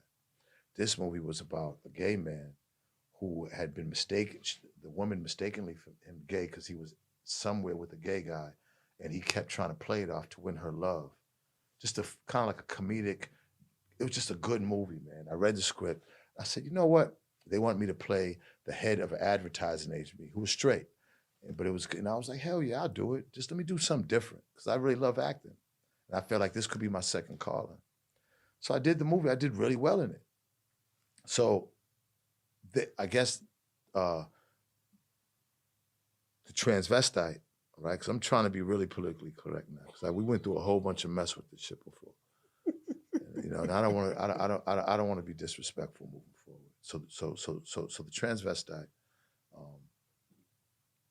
also had a role in the movie. Now I never did a scene with, so we was never on set together. Transvestite got my number from Cricket. Cricket was the director. So, you know, I had a restaurant at the time, which I still got it. I had just opened it back then, still trying to open it, which we're getting ready to have a red carpet event finally next month. And I had asked for my number. So when Cricket told me that he gave my number, I was kind of upset because, you know, I hadn't really communicated with a transvestite before. Like I've communicated with like gay guys, you know what I'm saying? As far as doing business. And it took me a while for that because in Four Corners growing up, we wasn't exposed to that. So even dealing with gay men took a long time. To whereas that now I have, of course, a gay family member and I have gay friends and I've done business with gay guys. So that it took a while for me to do that. The transvestite I hadn't communicated with, so I was a little bit upset about it. But, you know, I had to put my big boy pants on. And so when the transvestite called, because it was part of the movie and I'm trying to be cool with Cricket and Duchess, says, yo, we what's up, Benzino? What's up, man? I love you on Love and Hip Hop. We know the same people. Being real, very cool, very cool. Gave me a couple of compliments as far as Love and Hip Hop. We know the same people because, you know, the transvestite was on Love and Hip Hop. I was like, oh, that's cool. That's dope. That's dope. That's cool. So yeah, I was thinking about you. Want to rent out your spot because I be doing different events, casting in different movies. If you have any other movies, you know, you let me know. If I have any movies, I'll let you know and mention Tyler Perry and mention different people. Yeah, that's fine. And that was in the first conversation. And I had asked if we could go out to lunch to talk about business. I was like, no. I said, no, we can't go out to lunch. No, that's, you know, why? Well, because, you know, and I'm trying to be respectful without hurting transvestites' feelings. And I'm like, well, because people that I'm around, they wouldn't understand me out to lunch with you. I said, we live in a society that people can't wait to make fun of people in these situations, and I don't want to go through that. All right, I understand. Now, the next conversation was, well, this is when I was with my child's mother, and the child's mother had seen transvestite. I said, yo, can I call and talk about something, just some generic shit? Nothing, there was never no sexual advances, nothing, or nothing crazy. She was the first one to put it out years ago. Oh my God, you're a transvestite, but she was trying to bury me years ago with all kind of shit. And it never admitted to nothing because the transvestite was like, it was nothing. Now, somehow, I don't know what happened if the transvestite wants to go forward a couple of years now, even with the thing with Althea and the guy where I got into the argument, got locked up, that was years ago. It just was like, all this is coming up now because it was like a smear campaign. I seen it. I seen what it was. Somebody went and grabbed all this shit and really tried to, they want people to hate me, bro. And it just didn't work. Between that, the shit with Cavario, some other shit, it was like 5 different things. I went to jail, 5 different major things. And it didn't even because people know who I am. You know what I'm saying? That shit it wasn't true. The transvestite finally admitted. Because you could hear the editing of the conversation, of the second conversation. I'm like, yeah, I'm not used to this type of shit. I'm trying to be nice. But they try to make it seem like I'm not used to me and you in a relationship. She never once said that we was in a relationship. She would never once said. And it was all right because I got a chance to understand the LGBTQ LMNOP crew a lot better. And I understand that they're not even together. You know, the L's don't like the L's don't agree with the B's and the B's don't agree with, it's just a whole, you would think that it's one thing, but my thing is it's an organization.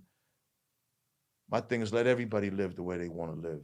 If people want to have sex with men, that's them. Transvestites want to change their bodies in them, that's them. It's not me. I'm known for having a bad one. I'm known, Man, you tried to drop some names earlier. Yeah, we can't drop them until you know. We can't drop nothing until because me, I don't kiss and tell. But I'm gonna start my podcast though, and then we can come on there and we can because I'm. Oh no, we gotta get a name or two out there because you had some names in that list that you said earlier today. I'm not about to AB me today. I'm not gonna admit to nothing. Hey, look, I'm gonna start saying names out of this motherfucking I can say one. You know what? I'm gonna say one that I haven't ever said. I'm gonna give you one. Can we agree on that? I'll give you one. Who you got for us, man? What you mean? Who you got Let me give you what this. She's a good one. Hey, he switched up like a motherfucker now. He done switched up. Yeah, because we was talking in private. I didn't know where it was coming. Yeah, you know what I'm saying? Like I done mad at things where that they wanted that. I said I couldn't, but I'll give one today. And I want to say that I'm with somebody whom I plan on marrying, who I love very much. You know what I'm saying? My girl Ashley. So I don't want her to think it's disrespectful, but she knows. But I'm gonna say one because this one I really felt for. And I'm gonna give you this one. I've never said this before. I fuck with you, T. And we're in Miami. So it just makes sense. So I really had a thing for Trina. And you know, I was down here, I had the club Benzino. I was doing the Source Awards down here. Pockets on sumo.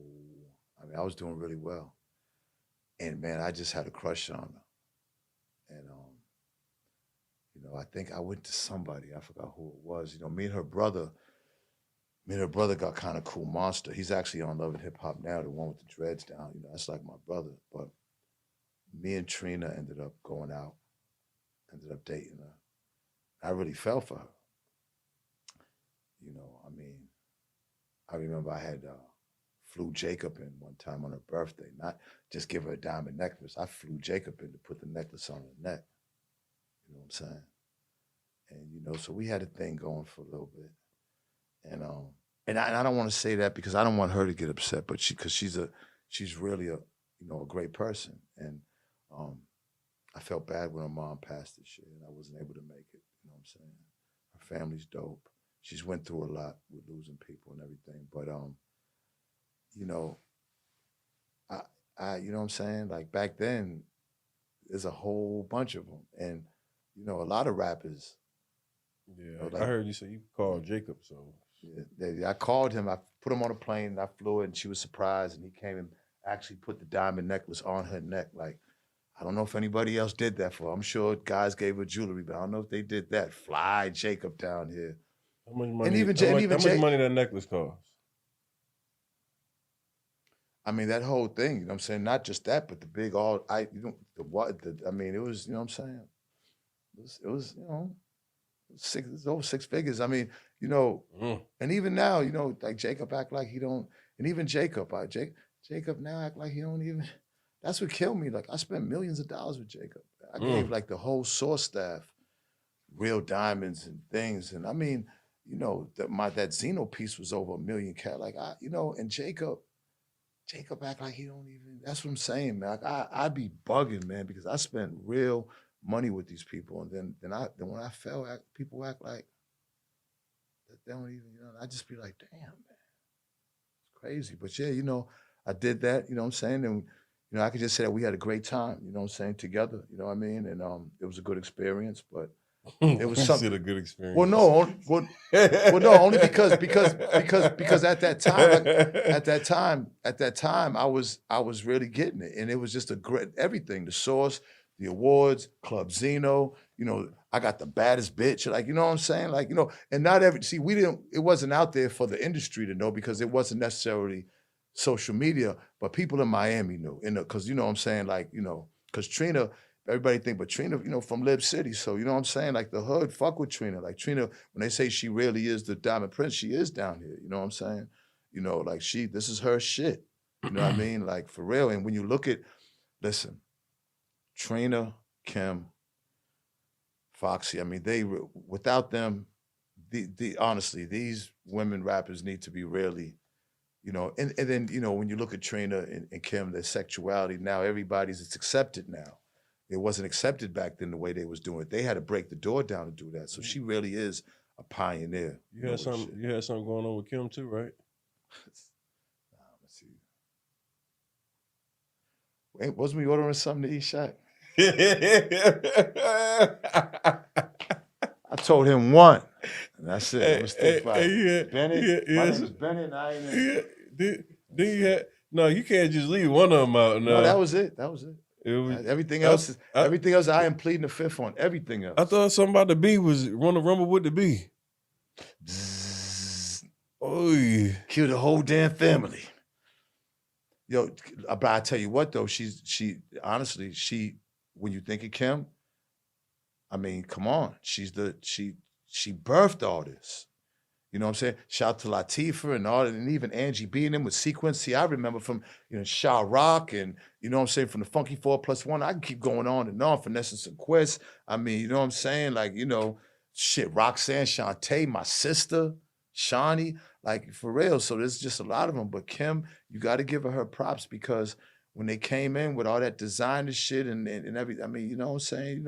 And then with me, I took on my father's type of persona. I just was good with all the ladies, man. And what you would buy? See, I already know what you was doing. You was buying them. No, I wasn't buying them. Man, you had Jacob coming in. I wasn't buying them, but if you got look at my thing is this. Look at we don't gotta buy nobody, but if you doing good, you're supposed to treat the women that you're with. You're supposed to shower them with everything you want based on how you feel about them. Now, if you ain't got it, you can't do it. But if you got it, you motherfucking right, you're supposed to do it. I'm gonna do it with Ashley. I did it with Althea. Everybody, you know what I'm saying? Now I ain't do it with everybody because there's a lot of them. There's a lot, But the ones that you felt a certain way for, you supposed to. The ones that was kind of hard to reach, you just if you a man, that's what men do. If you a man, if you a man, that's what men do. If you was tricking, just say that. I don't call it tricking. I don't call it that. People call it tricking. The dudes who don't got no vocab and need it. Tricking is you need it to bag a bad one. I didn't need it. I had bad ones, and I'd be broke with a t-shirt, some fresh Adidas, and a fresh cut, and go bag the baddest. I done bagged a bunch of millionaires' wives, a bunch of moguls' wives, yeah, industry moguls' wives, rappers' wives. Why y'all be fucking people wives though, man? Ain't nothing off limits, dog. Wives? Why you gotta fuck somebody wife, bro? All these women out, you gotta go fuck a nigga wife. See, that's where your karma coming from.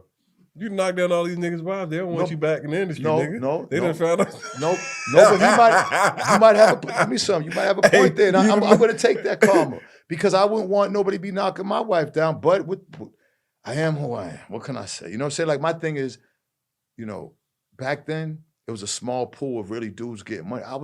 At one point, I had more money than Jay and Diddy at one point. It wasn't the Forbes out there, but wasn't nobody seeing me at one point. So, yeah, like they was flocking. They was coming.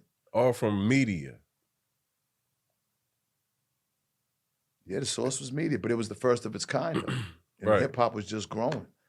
And you know what I'm saying? There's a lot of people that contributed to success. I don't say it was all me, but see, I gave the source credibility. I was the streets of hip-hop.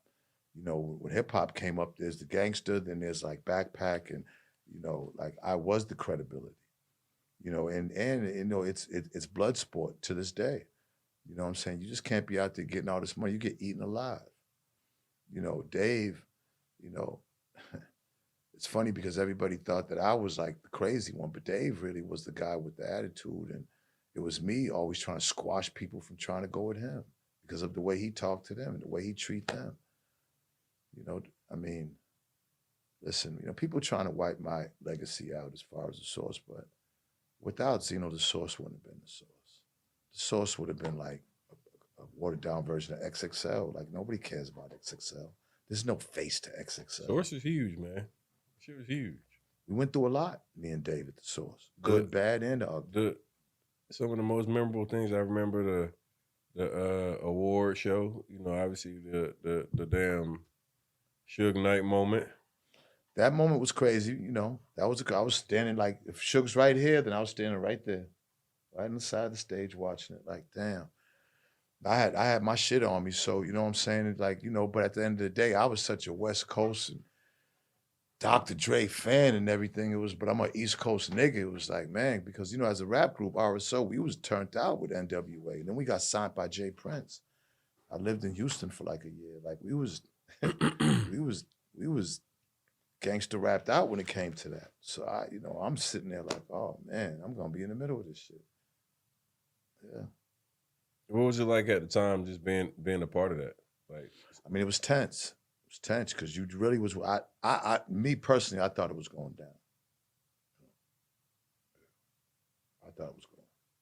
there was a lot of shit backstage, a lot of wildness, a lot of crazy shit. You know, a lot, you know what I'm saying? Like, I say a lot of shit, but then there's like shit behind the shit that is like, whoa. You know, so Talk to me about Whack 100. I really never met Whack in person to this day. You know what I'm saying? Whack, when the shit was going on with the transvestite situation, Whack jumped in my shit and was like, yo, bro, I want to help you. I got some lawyers, I got some people that can help you. You know what I'm saying? You know, even if you want to, you know, he was talking about defamation with 50 and lawsuits and everything. I said, yeah, all right. You know, so he got some lawyers, you know what I'm saying? You know, I thought he was a stand-up guy, but then, you know, what I found about Whack is that Whack just is about content. So Whack will say anything. You know, Whack was just, I get it now. Now, but the thing with Whack is like, what I don't understand with Whack is like, why would you want to make all the enemies that you're making? See, because you have to adjust your life when you're saying these things. You have to, you know, then you got to think about the people, you know, like your loved ones. Like if you out here making, you know, saying things, people that people love, like, you know, like the Nipsey Hussle was gay thing. And bro, there's people that love that man, just like you're making enemies. And that's the part I don't understand. And if you don't care about you, yeah, I don't give a fuck. I'll do. All right, well, then you should care about the people around you. You know what I'm saying? And that's the part I don't like, it, that you would make content by any means necessary to risk, you know, issues. You know what I'm saying?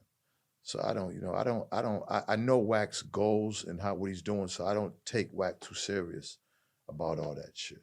You know, Wack say this gay, that gay, the next thing, you know, he's lying butt-ass naked with his ass up on the thing. Like, you know what I'm saying? He get a taste of his own medicine. You know what I mean? The internet is deadly. So I don't, again, you know, I don't put too much into the internet. Me and Wack had an exchange on Clubhouse about a year and a half ago or some shit like that. And now I forever think this nigga was yelling, talking that shit to me with his ass in the air. See, that's the biggest Clubhouse is Wack's. That's nigga was arguing with his ass in the air. Clubhouse is where Wack's support is. You know, that's where his gain. But one thing about Clubhouse is, last year Clubhouse, you go on Clubhouse this year, it's the same people and the same shit. It don't elevate. And I'm afraid what they don't understand is all that negative, dumb shit and energy is why it doesn't elevate. You know, it comes a time where people don't want to hear that shit. You know, we already got enough problems and we trying to elevate. We trying to make moves. And I get it, like, yeah, these things are clickbait and and, you know, Benzino's gay and it's, nah, man, like, you know what I'm saying? I had to understand it. I get it now. I understand it now. You know, if you were gay, would you tell people? Yeah, I would. Why not? I'd have no problem with it. Gay is accepted. Shit, you get more being gay now than a nigga from the street who ain't. Can a street nigga with the credibility that you had over the years say, hey, man, I'm openly gay? Hell, what? Right now, in a heartbeat. And probably my fucking Instagram followers would be 7 million right now. It's just the truth. Like, you know what I'm saying? I got gay friends, cool ass niggas. Dude came to me, gay people come to me all the time. Benzino, I'm sorry what they did to you, and I know you ain't gay. I'm just sorry that I'm letting you know that the real gay community doesn't. You know what I'm saying? Like, listen, you know what I mean? Like, I don't. If I was gay, I was gay. I don't I like pussy. There's nothing better than I'm crazy over pussy. I gotta calm down over pussy. You know what I'm saying? Like, niggas, I'm not fucking no nigga, no ass, have no man suck my nut. I'm not into that. That shit is disgusting and nasty. But if you're into it, then that's you. Just keep that shit away from me. I don't want to look at gay shit. I'm not into that. That's not me. To each his own, though. God bless. I'm just not. It don't turn me on. You know what I'm saying? No, it's something like, my thing is like, it must be something real because a lot of motherfuckers is gay. A lot of people are gay. So, you know, it must be something that's real. It must be something that has some validity to it because people are gay. We just have to respect each other. What you want to do in the bed and your sexual preference, I could care fucking less. Can we get a bag together? All right. The transvestite thing is different because, and I'm trying not, it's because you're altering yourself. So you got to get past looking at somebody being altered. That's not nothing I grew up in life seeing human beings that ain't altered. So when you altering and getting shit cut up and this and that just getting past that is like, damn, you know what I'm saying? But I'm sure deep down inside that there's a great person in there. But I don't want to have sex with you. I'm not fucking with you. You got a dick. You like if you're a trick. Let me ask you. If you're a transvestite and they do an operation, would you consider them a woman if they still have a dick? Man, why you trying to set me up, nigga? Don't be. I'm not a censor. That's Hey, look, that's a valid ass question. Hey, look, he try to get the LGBTQ plus to jump me, nigga. No, man, shit. Man, no, I'm not nigga, worried about nobody jumping When they me. jumping, they gonna jump you, nigga. They gonna jump you on your own. See, but look at though. Me and the LGBTQ plus, we fucking riding. We Yeah, cool. yeah, right. But guess what though? You ain't got to say that for them because they already would know if you ride them or not. The LGBT, even after me going through all that, you think there's not gay motherfuckers like that's right, Benzino. There's a lot of gay people who's not with that stupid shit. You know what I'm saying? There's a lot of gay people who's not with that trying to oust and all that goofy and all that dumb shit. They're not with that. They know that I'm not disrespecting them personally when I say the things, but I got to defend my straightness. So defending my straightness, if it's saying some shit to where is that it's against gay, they know that it was brought out because of a gay motherfucker trying to start trouble. They're not stupid. Gay people are cool as hell. And they're smart. You know what I'm saying? I don't got to sit here and be like, I'm not gay. I don't give a fuck about that. You think what you want to think about me. You disrespect me in person, you're going to have to deal with me in person. It's simple. I don't have a problem with that. That's why when all that gay shit came up, that shit didn't bother me. At first it did because it was like, oh shit. But then as I thought, I'm like, nigga, you've never been gay. Where's the picture? Where's the video? Where the fuck, where at? Like, come on, we live in fucking 2023. You think that if Benzino was sucking somebody's dick, it wouldn't be a fucking video of it front and center? I got OnlyFans, and I got probably one of the first celebrity sex tapes out there, rapper sex tapes out there. Been out there 10, 11 years now, all on all the sites. So now, why you leak your sex tape? I didn't leak it. I got extorted for it. I got extorted for it. This happened almost 11 years ago. When how they get the tape?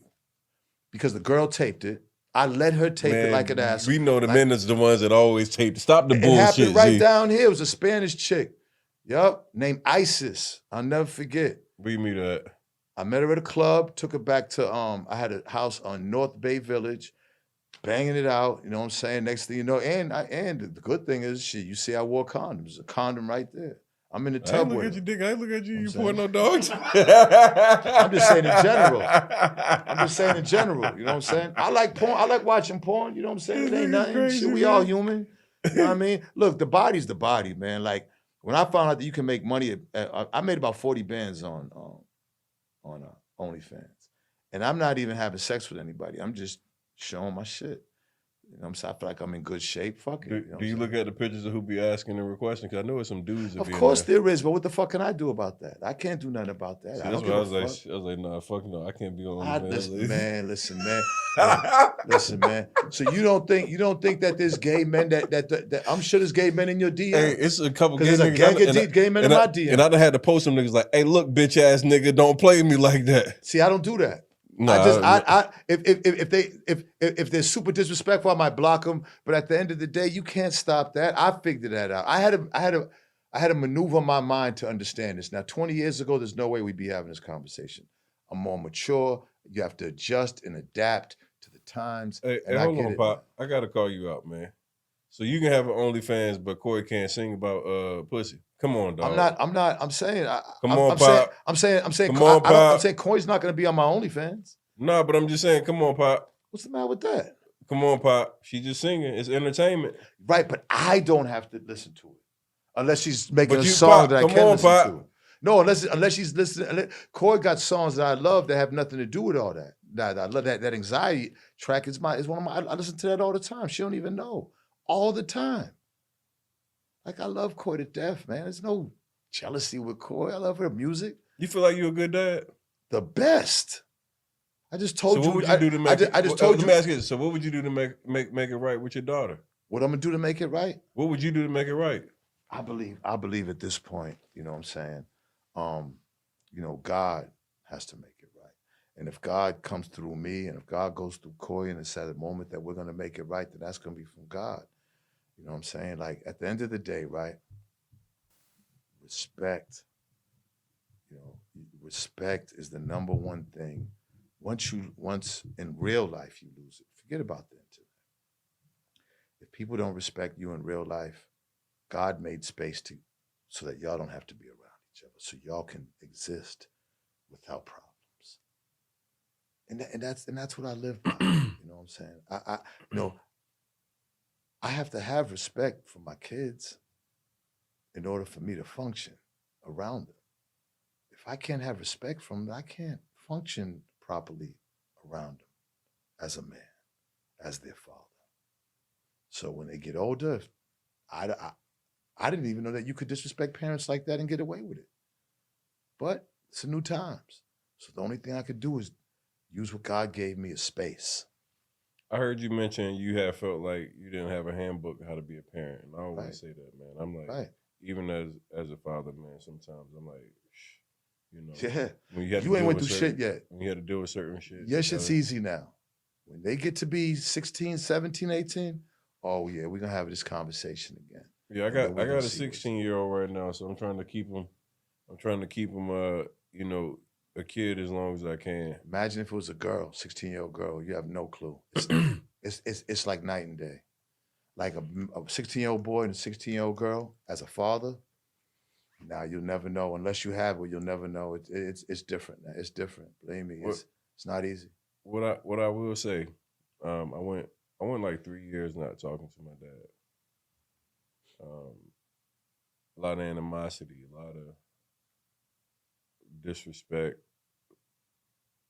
I think misunderstanding from generational gap, and even like some of the shit that I think a lot of times when parents aren't, you know, parents are separated. We grow up, a lot of us grow up with broken households, don't truly understand the dynamic of what was taking place between the parents, everything else. And, you know, you as a parent, you're looking at it from your perspective. Like, man, I had to do this all the time because, like, even like with my youngest, like I see, you can see like the difference and change of like when you're in the household and when you're gone. You can see a lot of differences. It's major. And Glad just, you said that. Glad you said that. so It's major. so I know you said this respect factor that you feel like was lost with your daughter. Which the internet and it's triggering when you get online and you get all these other people that get to pushing in the comments and all that. It can Support you, but it can incite you too. Because I was there, man. You feel if you feel like you're alienated or you feel like you're not getting heard the way you want to be heard. Well, can I say something without? Yeah. But imagine, and this is for her too. Imagine if you just took that out in person and not on the public. Like if she could have felt a certain way about me, the internet didn't know about us having any type of issues. I didn't until I seen the internet. It shouldn't be on the internet. If the personal stuff, and it seems like everybody runs to it. People get so mad that all they want to do is expose you, and that's just bad, man. That's just bad. I mean, are you and your dad cool now? We are, yeah. So isn't that dope? Don't you see how dope that is? And don't you kind of see how maybe it was unfair, some of your anger towards him, and would probably shouldn't have even really been, since he's the father, it's easy to take it out on him because he's a strong figure of you seeing. It's like, so he's gonna be the dartboard. But don't you see, like later on, that things are kind of calm and cool, that some of the stuff that you was angry about really, it shouldn't have been really all his fault. For my particular situation, it was actually directed at him, and it was some stuff that happened that he did that was wrong, and it happened publicly, and that's why I addressed it publicly. Well, that's different. Mine wasn't like that. Yeah. So basically, I had a best friend of mine who was online in the real estate space, and my dad co-signed him, and basically it was kind of like a situation where the friend started doing dirty business with me, right? But was still using my dad, and my dad was getting all this clout off my friend's following and the growth that he was getting. Mm-hmm. So at the time, I didn't have a following. Nobody knew who Tony the Closer was. So my dad went with the clout, and you know, how old is he? 56. Shit, he's my age. Yeah. Wow. That's why you agreeing with Coy. But because y'all like it's almost the same. Man, I'm 40. You Shit, 40? I'll be So he 39. had you when he was, what, 16, I'm 17? 39. So my dad had me. No, he might be pushing 60. Shit, how was my dad? He might be pushing 60. Okay. But no, he's pushing 62. Shit, Okay. I'm off a little bit. Okay. But just the reality of what we actually were going through with the way that shit took place, it made me feel like now he pit me against the internet and everybody because people were now involved and you thinking like, okay, if your dad is working with you, then you must not be official and all these other different things. Well, that's how you thought, though. That's how I internalized it. That's how you internalized it. It wasn't just that. It was shit that people were actually saying, too. So it was coming Even up. though they don't matter. Of course, you see in the grand scheme, people would say people don't matter or opinions don't matter. But in 2023, that shit matters. Because the way somebody can run with the narrative. Okay, well, there it is. There you go. I don't know if the opinions matter. It's how you put them together and make them be what you want them to be. And that's where it's at. You said it to me. It was like, hey, people get the wrong impression of you because of the internet. Well, I'm the king of that. And what I'm telling you is that, and you know it, it ain't like that when you go outside. So I understand what you're saying business-wise, and when you use the internet for monetary gains, that you want the narrative to always look a certain way. But at some point, the areas that you want to look a certain way, if it's not truth anyways, then that's going to rear its ugly head one day. And that's all I'm saying. If whatever the internet says about you, if it's true, then you're going to have a hard time. If it's not true, then you're going to be all right. And you know what I'm saying, have to know that. And that's what I know.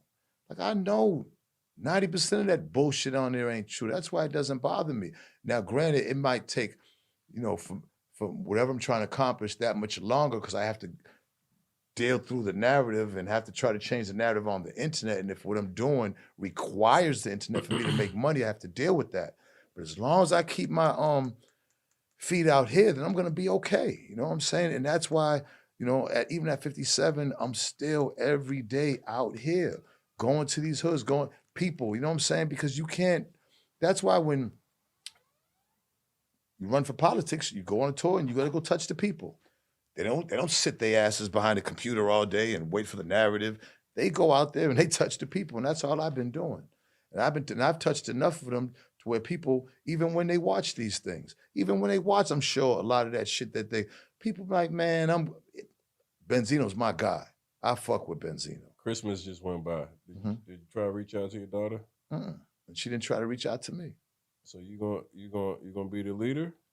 I've already tried that. You know what I'm saying? Not even be, I am the leader, but I'm not, it comes a time where you have to make sure that kids understand right from wrong. I can't keep being treated a certain way and then be the one to try to, I'm going to sit back, and then ultimately they have to be able to reap what they sow, and they have to be able to learn from God and learn from experiences. And hopefully they come back, you know what I'm saying? If not, then there's nothing I could do about that.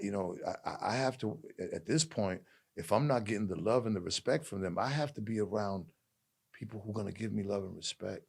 It doesn't always have to come from the blood that you are. At this point, the way the system of the world works, loyalty, love, and respect, it doesn't really you don't even have to have it to move on. Back then, when I came up, you needed it.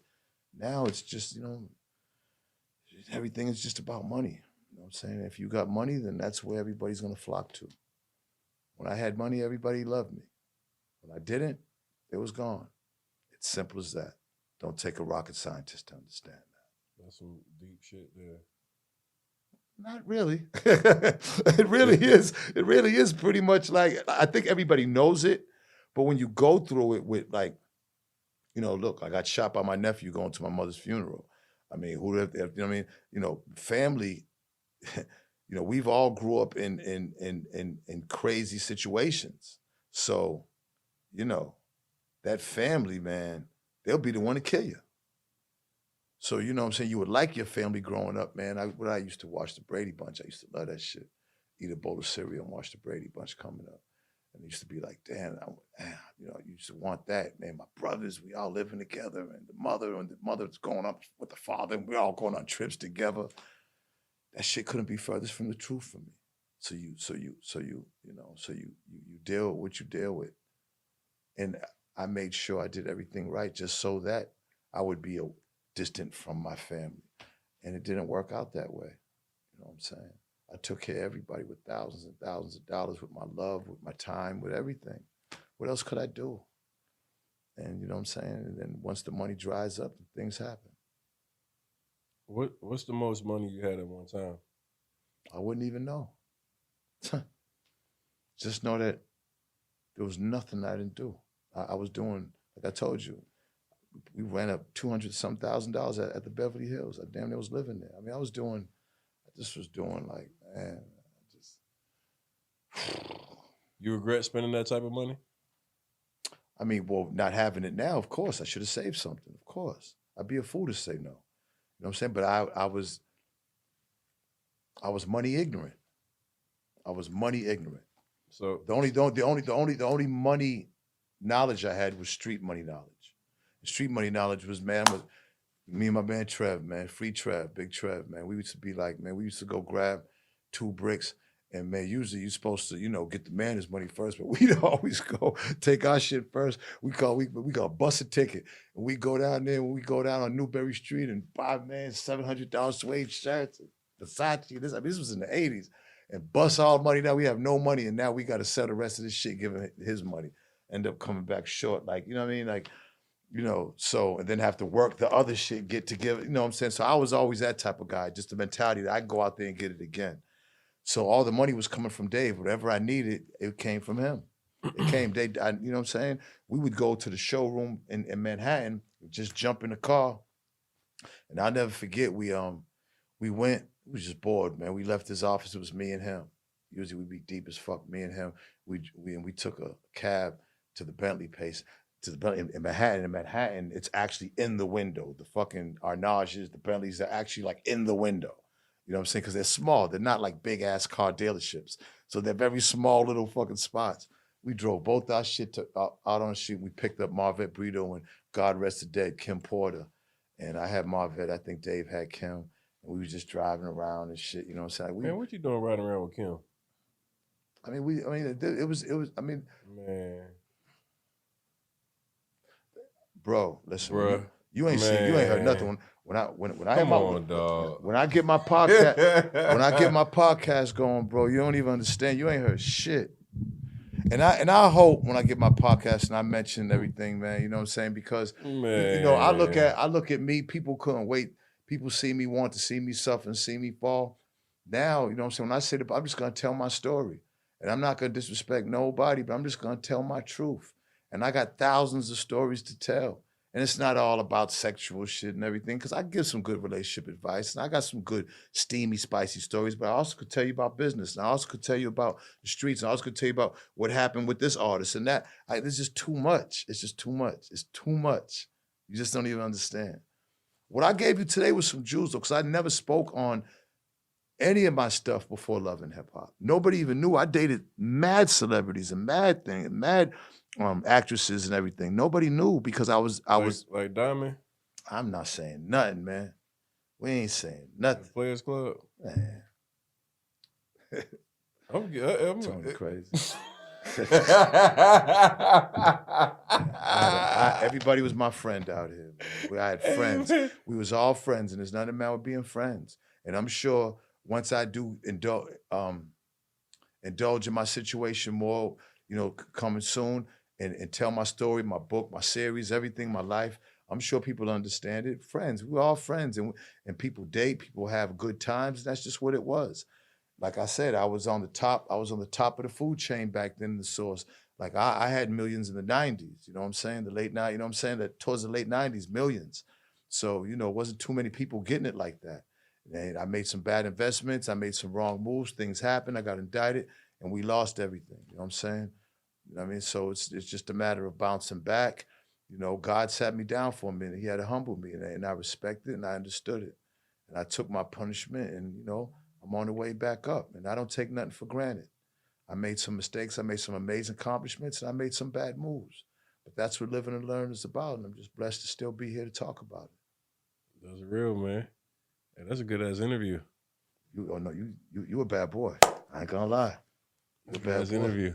You a bad boy. You tried to hold on. You didn't dropped out that you had. Nobody got what you got about me. I've never done that. I've been on Mike Tyson. Shout out to Mike. I've done Vlad. I've done everybody. I've done lately. I've been doing a lot of podcasts, and but I just felt like I could do that because again, I'm giving flowers also to her, so it's not like that. But like I said, I have a new love life, new person in my life. We plan on coming back to Miami. She's an amazing woman, very smart, intelligent. She's beautiful, and this is gonna be it for me. And what I'm saying, I don't.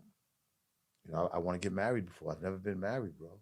Oh, wow. I want to do it, yeah, man. Hell yeah, yeah. We're gonna do it. We're gonna do it in Miami if I live down here. So you coming? And man, I envy anybody who's married. I envy those things. I was on Love and Hip Hop, and they see me wilding. They see me like put a ring to somebody, take it back. They see me get on a Ferris wheel, get on my knees, and put a big ring on a finger. You know what I'm saying? And then it never happened, and I kind of regret it. You know what I'm saying? And so I wanna. Did you enjoy your time on Love and Hip Hop? I did. You know what I'm saying? I got shot the time I was on Love. I didn't enjoy that part, but I did, man. It was an experience. I look back on now. It's hard. It was hard doing it because when them cameras stop, them problems come because of the shit that's on there. But you got to, people ask me all the time. Two things they ask me: are you and Stevie still cool? And is everything real? And I say this. Me and Sleaze, after that shit happened, we didn't speak for almost a year. And me and Sleaze were brothers before it. And, it put a strain on our relationship for a year, but then we got back together, and that's my brother. We talk every day now. He got Bon from Jocelyn. I got Benzino from Althea, and here we go. You know what I'm saying? Who would ever thought? The stuff that we went through because of them two women, we're not even with them now. But we had like love and hip hop babies, to say. So, it was a hell of an experience, you know what I'm saying? And did y'all think it was gonna be as big as it? Nobody did. Nobody did. But let's face it, like that happened because of Stevie. Shout out to Mona Scott and everybody that and VH1. But without Stevie coming in and did what he did as far as with the Mimi and Jocelyn situation, they used that as the blueprint for everything moving forward. Nobody, like, guys wasn't doing, reality shows were for women. Basketball Wives, Love and Hip Hop wasn't necessarily about guys. When me and Sleaze got together, we made it about guys, and that's what kind of opened up. Y'all was characters for sure, guy, You know what I'm saying? That's how we are in real life, man. Like, when he comes to Miami, you hang out with us, you're going to see it. Like, everything you see there is just, when you see me and him, everything was real. It was just super real. That's just how we are. That's why I gave you your respect today too. That's my brother. Like, he gave you your respect. We are like me. We've been through so much, and we get it. Like, I love Stevie daily, and he loves me. I was like, hey yo, I had my money on Stevie J for the hit list. I said, who got the longer hit list? And Stevie's like, shit, no, bro. He said, that's OG. He got it. Listen, Sleaze took it to the next level. Like, Sleaze, after Love and Hip Hop, the next level. But I'm older, you know what I'm saying? And so, you know what I mean? So my time before that, you know what I mean? But, you know what I'm saying? Like, I look at my relationships with women and I regret some of the things that and who I was and how I was. But you live and you learn, man. And you know what I'm saying? I've learned, one thing I have learned is that, man, women have really made their mark, like, you know what I'm saying, as far as in the hip hop industry. And, I've learned to appreciate them more than just as sexual objects, as over the last years of my life, 20 years, just looking at them, you know what I'm saying, to appreciate them and what they bring to the table with their minds and their skills. I mean, it's just amazing. So, I had to learn, but hey, listen, at least I learned, you know what I mean? And I'm happy I did. I can look at a woman as my equal and not just somebody who just looks beautiful and somebody to sleep with, you know what I'm saying? So, but that's just evolving, you know what I mean? Benzino's top 3 female artists, rappers. Ever? Oh, okay. Well, yeah, Kim,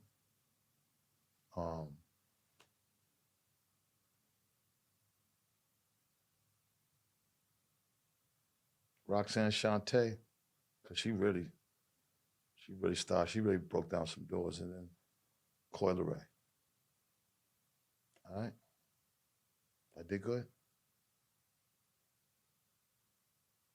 You better put your daughter in there, nigga. I did good.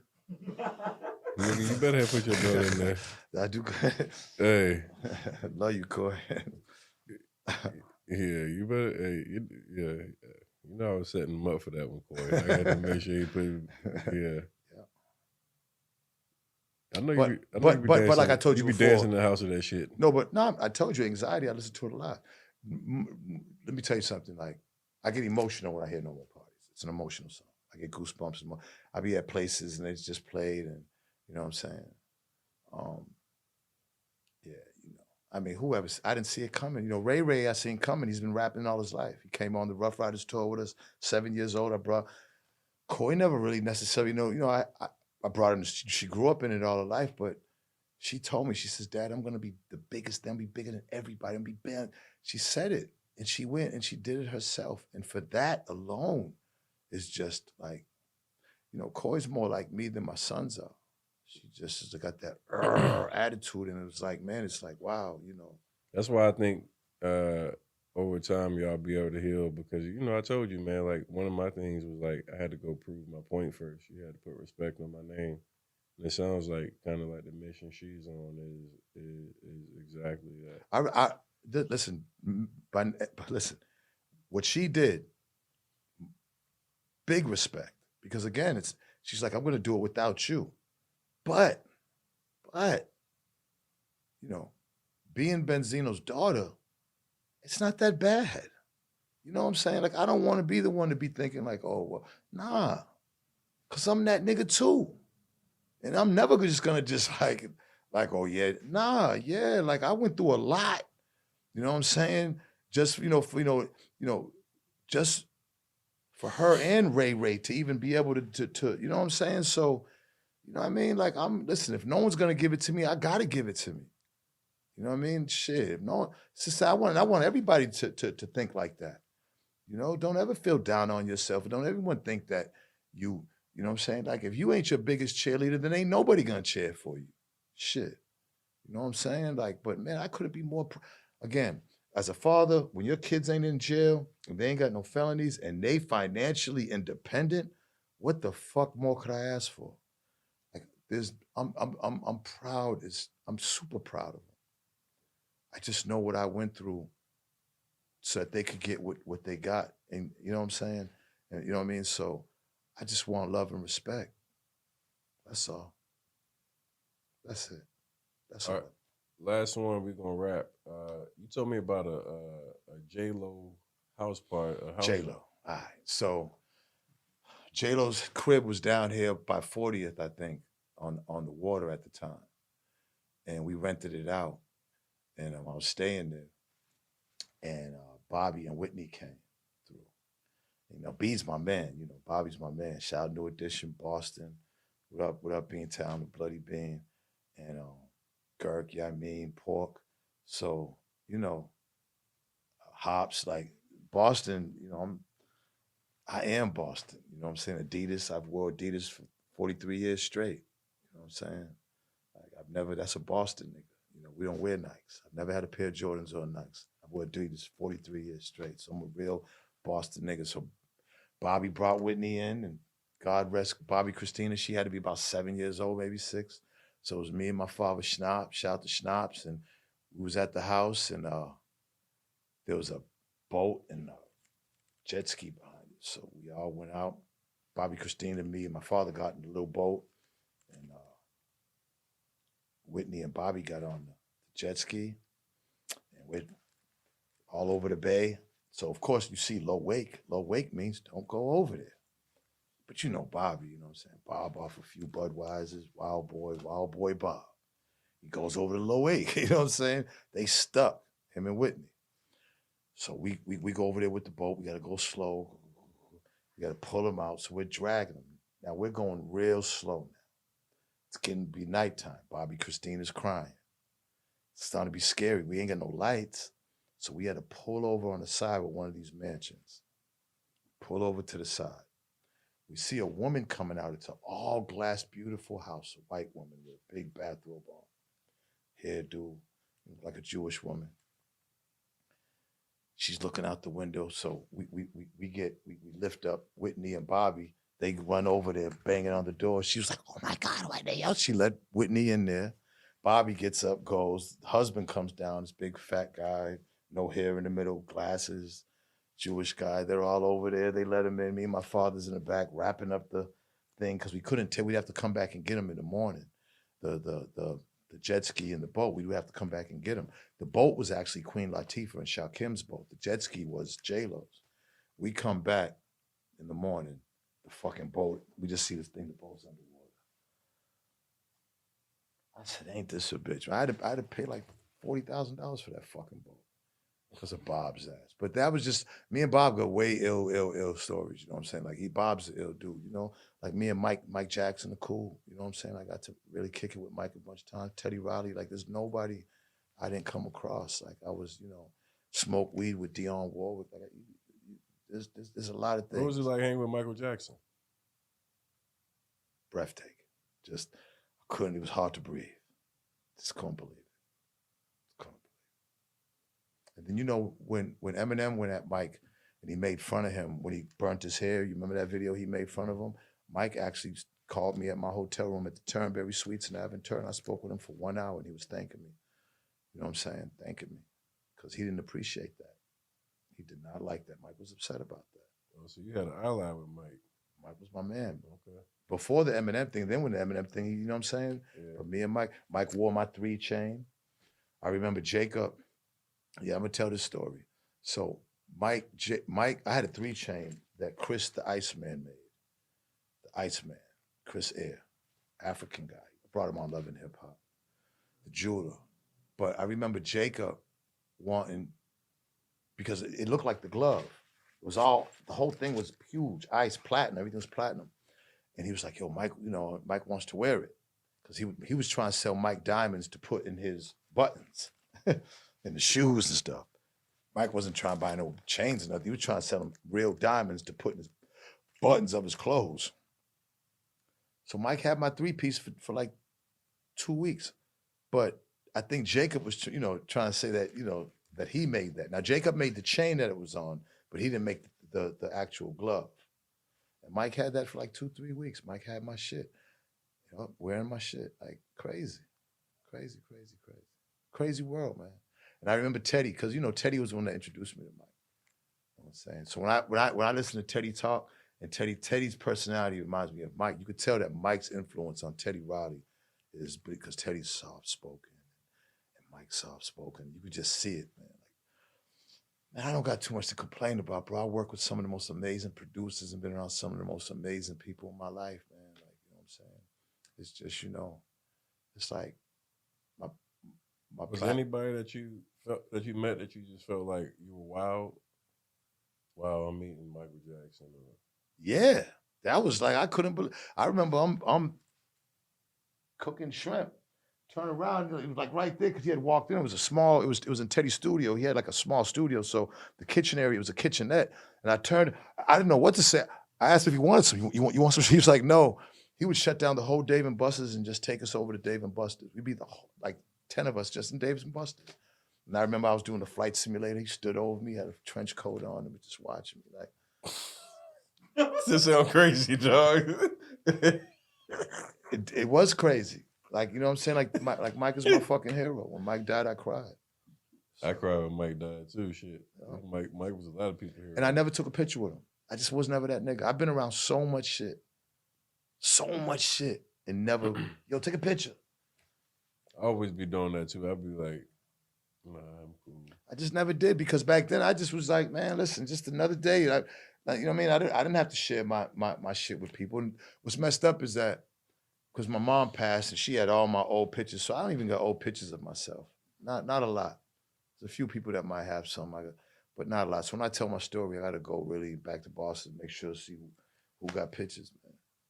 But yeah, man, I've done some amazing things, man. It's all God, man. You know what I mean? Just, I wasn't supposed to even make it this long. Like I said, all my guys are gone, man. You know, Mike, Whitney, J-Lo, some of this stuff is just like, wow, A-list. It's a lot more too. Like you don't even know. It's just a lot more. Like you understand. Like from 11 years old, all the we had the Source run was a good 18-year run. So, but I had some good runs, and then loving hip hop, and then I was on 5 different networks and like 8 different reality shows, trying to get love right. People seeing that, so it's like people know me from a long time. I I've been around for a long, in all the generations, still here. And that's what would be kind of cool if I could get it together with Coy and Ray Ray. Because can you imagine? We could have our own. I mean, we really are hip hop. You know what I'm saying? Like when it comes to hip hop kids and fathers, like Chavo is doing really well. Coy's doing well. Like there's not too many people out there like that got their kids doing super good. And you know what I'm saying? So we'll see what the future holds, man. You know what I'm saying? I'm opening up a restaurant. Start my podcast. I like the future. I like the future. It was great to see. I almost shed a tear when I seen the Shade Room. Shout out to the Shade Room because it was like a transition of watching everybody support me, and it just meant so much to me, and I just was like so grateful. And even they be dogging you out on the next post. Enjoy it while it lasts. Well, even the haters. Well, I don't know because I don't know, but I got some defenders now. Because even the haters was like I got a lot of defenders that was defending me. So. You know what I'm saying? Like, that was good to see. I was happy to see that. I know my mom was smiling on me, because everything I do, I want to make her proud. Because she still see me, because she was the one that wasn't with the street shit. And I'd always have to.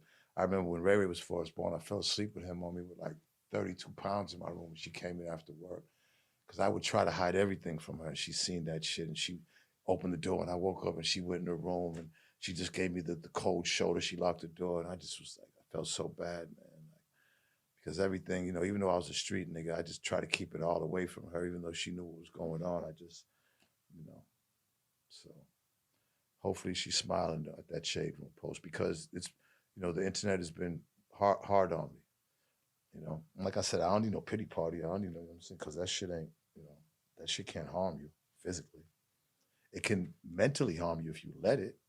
Yeah, those comments and reading that shit all day and waking up to it. Sometimes it can be stressful, but I learned to, again, you don't pay attention to it. You stay off it. Another thing is if you look at your shit and if you're on your phone 7 hours, 6, 7, 8 hours a day, then there's something very wrong with you. Like you got to get off the phone and get out there in the real world. It's the real world that's going to keep us going. I understand that we're making money off this, but you cannot just be everything. Everything can't be off the internet. People, we got to touch people and look at people and see people. People are desensitized. They're emotionless. People laugh out loud and be like this. I watch people do the laugh out loud and their faces be like this. What the fuck weirdo shit is that? It's the Twilight Zone shit. Like they laughing. Like they don't know how to laugh anymore. So I'm glad I was born in the time I was because I could teach a lot of people who understand, because the ones who only think it is now, they think the tell-all be-all is that. And I'm telling you, they'll miscalculate it and they'll fuck their money up in the long run, just like Bitcoin and all that crypto shit. You know what I'm saying? Don't put everything into this. Balance it. 50 this, 50 the real universe, 50 the virtual. Don't put everything into this. You'll make a mistake. You'll think that that's the narrative, and it could be far from it. You'll be holding yourself from getting money out there thinking that this is what they think in you, and they really ain't. Get out there and meet people and network and actually feel and touch. Then that's how you make money, make shit happen. And that's the truth. I did say one last question, but I do got one more. Mm-hmm. You faced the RICO. You obviously won that case. Your case. You see YSL, Young Thug, and unfortunate the RICO case that he's facing right now. Unfortunate. It's a lot of guys taking plea deals. What I heard you mention just kind of your background, how you were brought up. All right, tell me your position on that. All right, now first of all, everything that's kind of happened, I knew it was going to happen. The only way the RICO was designed to kind of chop the head off the body. Because when the mafia was going, the thought was if you chop off the head, then the rest of these guys that are doing all the murders and everything, they're not going to have no money. They're not going to have no organization. They're not going to have nobody guiding them what to do. Now, maybe some of that's right? So they come up with a way to where they can get 30 guys on small charges. They'll wait 2 years and pull you over for traffic violation, a weed violation. You have all these little small charges. Once they got enough that everybody that they want to get has a small charge, they can grab them in and bring them on those charges, small charges. But someone's going to have murder. Some will have conspiracy to commit murder. Some will have, all kind of, it'll be different charges. Then no bail. So the guy that got caught with weed, no bail, and the guy that got conspiracy to murder, no bail. Nobody has bail. So that'll play on their mental to try to break them. Then they'll go ahead and hit them with all these crazy numbers and start making them wanting to basically make deals with them. The problem with making deals with them is that they only want the highest person, really. They want them to do life. That's the whole idea. Now, of course, there's going to be a couple of shooters that did bodies and everything that they want, but they want to make sure that they get the man with the money, the man that's organizing, in their mind, the shot caller. So they got to cut that off. So the way they do it is, and I see the way that the chess game, which to me is checkers because I could see it from a mile away. When the first thing they had established that YSL wasn't a gang, because the defense is going to say that we're a music label. So the first thing they say was, well, their biggest artist, we got to get him to say it's a gang. Now, we know he didn't murder nobody. We know he didn't. So we're going to let him out. But are they a gang? Yes. So what that does now, the number one artist says they're a gang. Now they can't really use that, I'm a label anymore. So then they go to his family and the guys that so-called started it with him, they have to establish, the main thing is that the ones that aren't under any type of violent charges, for them to establish that it's a gang and not a record, because they've made millions of dollars as a record label. They are a record label. They are rappers. They are artists. They are. But for the charges, the only way a RICO works is if it's they're established they're a gang. That they have to establish that first, or else a RICO can't work.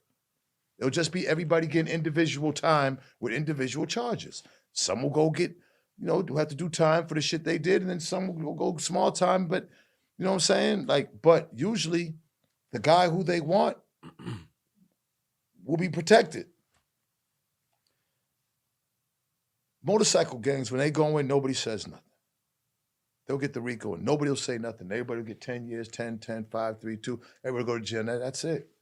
Because they're protecting the hierarchy of this situation. You got to protect the man with the money.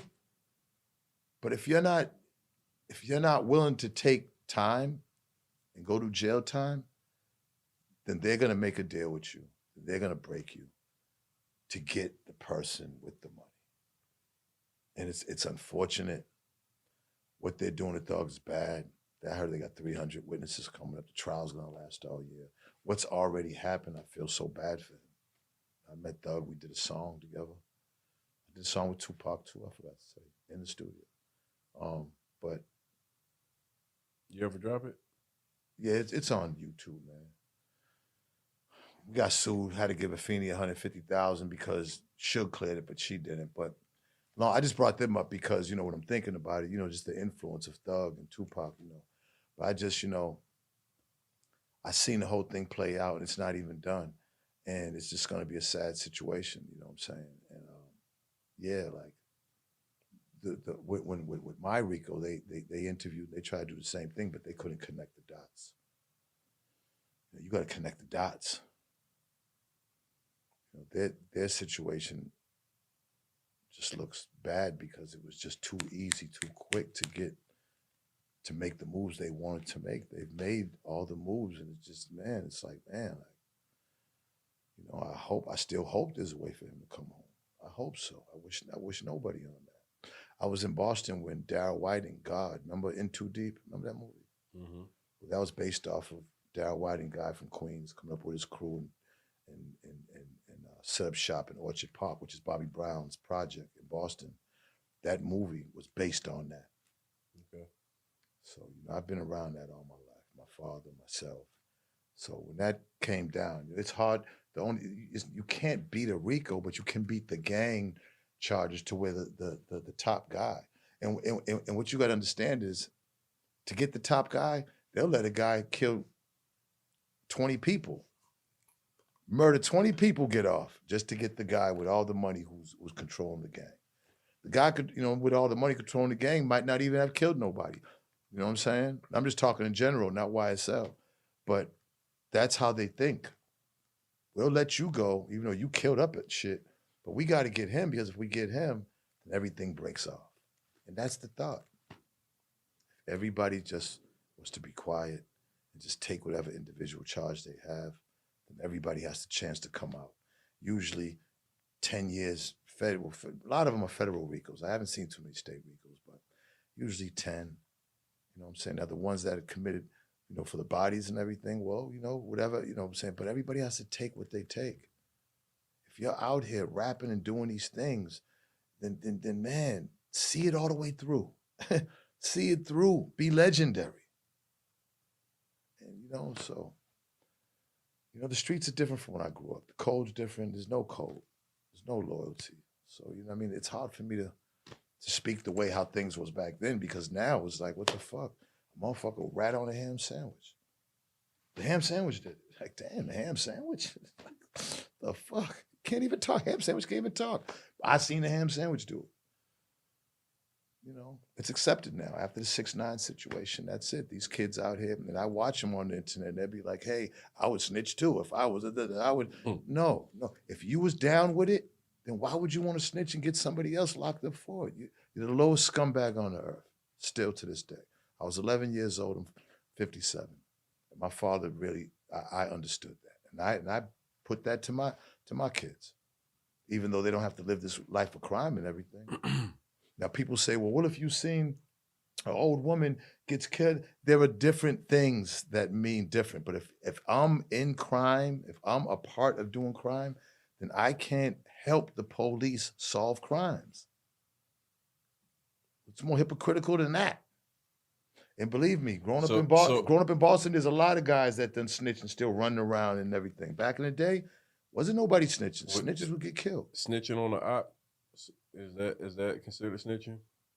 Snitching on an op? Yes. I mean, if snitching on an op is you're at your enemy and you snitching, yeah, you fucking right. You're a rat. If you beefing with them, if you whatever it is, goddamn, keep the police out of it. Now, if you a civilian and you going to work and everything, then I can't say that. But if you out here, you know what I'm saying, and involving yourself in criminal activities, it's not fair if you're letting the police get somebody else involved with crime. It's just not fair. I'm gonna try to break it down to words that people can understand. It's not fair. But them days are out. They're out of it. Them are different days. It's a lot of rappers now that's getting called out for snitching and everything else. Do you feel like... There's a lot of paperwork. out there. I'm 57. I ain't never been on paperwork. Ain't that a motherfucker? I can go to my grave with that. I'm proud of that. And I've been through a lot of shit. What do you think about these rappers? Like, I mean, you've been a part of the culture for a significant amount of time, and specifically rap. Like, you've been around some of the biggest hip-hop stars ever. Right. The snitch shit. Right. Have you ever seen it back in the 90s that, the bigger... It existed back then. It's just that it wasn't, because of the internet, it wasn't as out there. But it was out there. See, everything is times 100 now because of the internet. And that's why I think the internet isn't good for our culture. Because, we don't know how to just take things and make money and make good. We have to bring all the negative shit with it. And that's what just makes it even more. But there's always been that. You know what I'm saying? Nigga that didn't take his time. It wasn't as much, but that's always been around. It's just that, growing up, you just dealt what's in front of you, what's in your hood, what's at your school, what's at your job, now you got to deal with everybody and everybody's eyes and everybody. God didn't make our plan. God didn't make life for that. We wasn't supposed to be able to be exposed to everything, millions. It wasn't supposed to be like that. It was supposed to be in front of each other so we can deal with it in an organized, less chaotic fashion. It's hard to deal with shit when everybody's saying something and there's just too much going on. It's too much. But, you said it better. You got to adapt. You said it earlier. And I live like that. You know, I've always been able to bounce back like that. I adjust, adapt, and keep it moving. I'm saying That's a wrap, bro. that's a wrap. Good shit, T. Yeah. Tony the Closer. Real quick. Hey, why they call you Tony the Closer? Cause I close shit. Let's go. No, because I was when you played baseball. Nah, I close shit. Deals. Oh, good. Let's go. I like that. Just let them know you want to get your ass up show. Hey, yo, this your boy Benzino, and I did it. I finally motherfucking got on the Get Your Ass Up show. Shout out to my bro Tony the Closer. Let's close some deals, baby.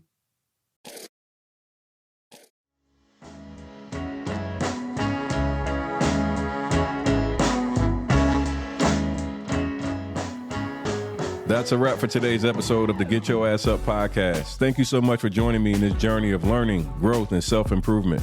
I hope you found value in our discussion and feel inspired to apply the insights we've shared to your own life.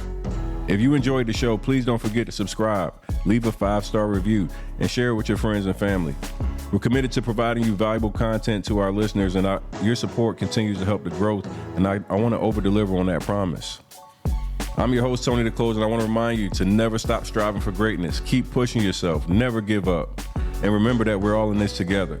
Stay tuned for more empowering episodes continuing our way to success. Until next time, keep moving forward, and remember, get your ass up and make that shit happen.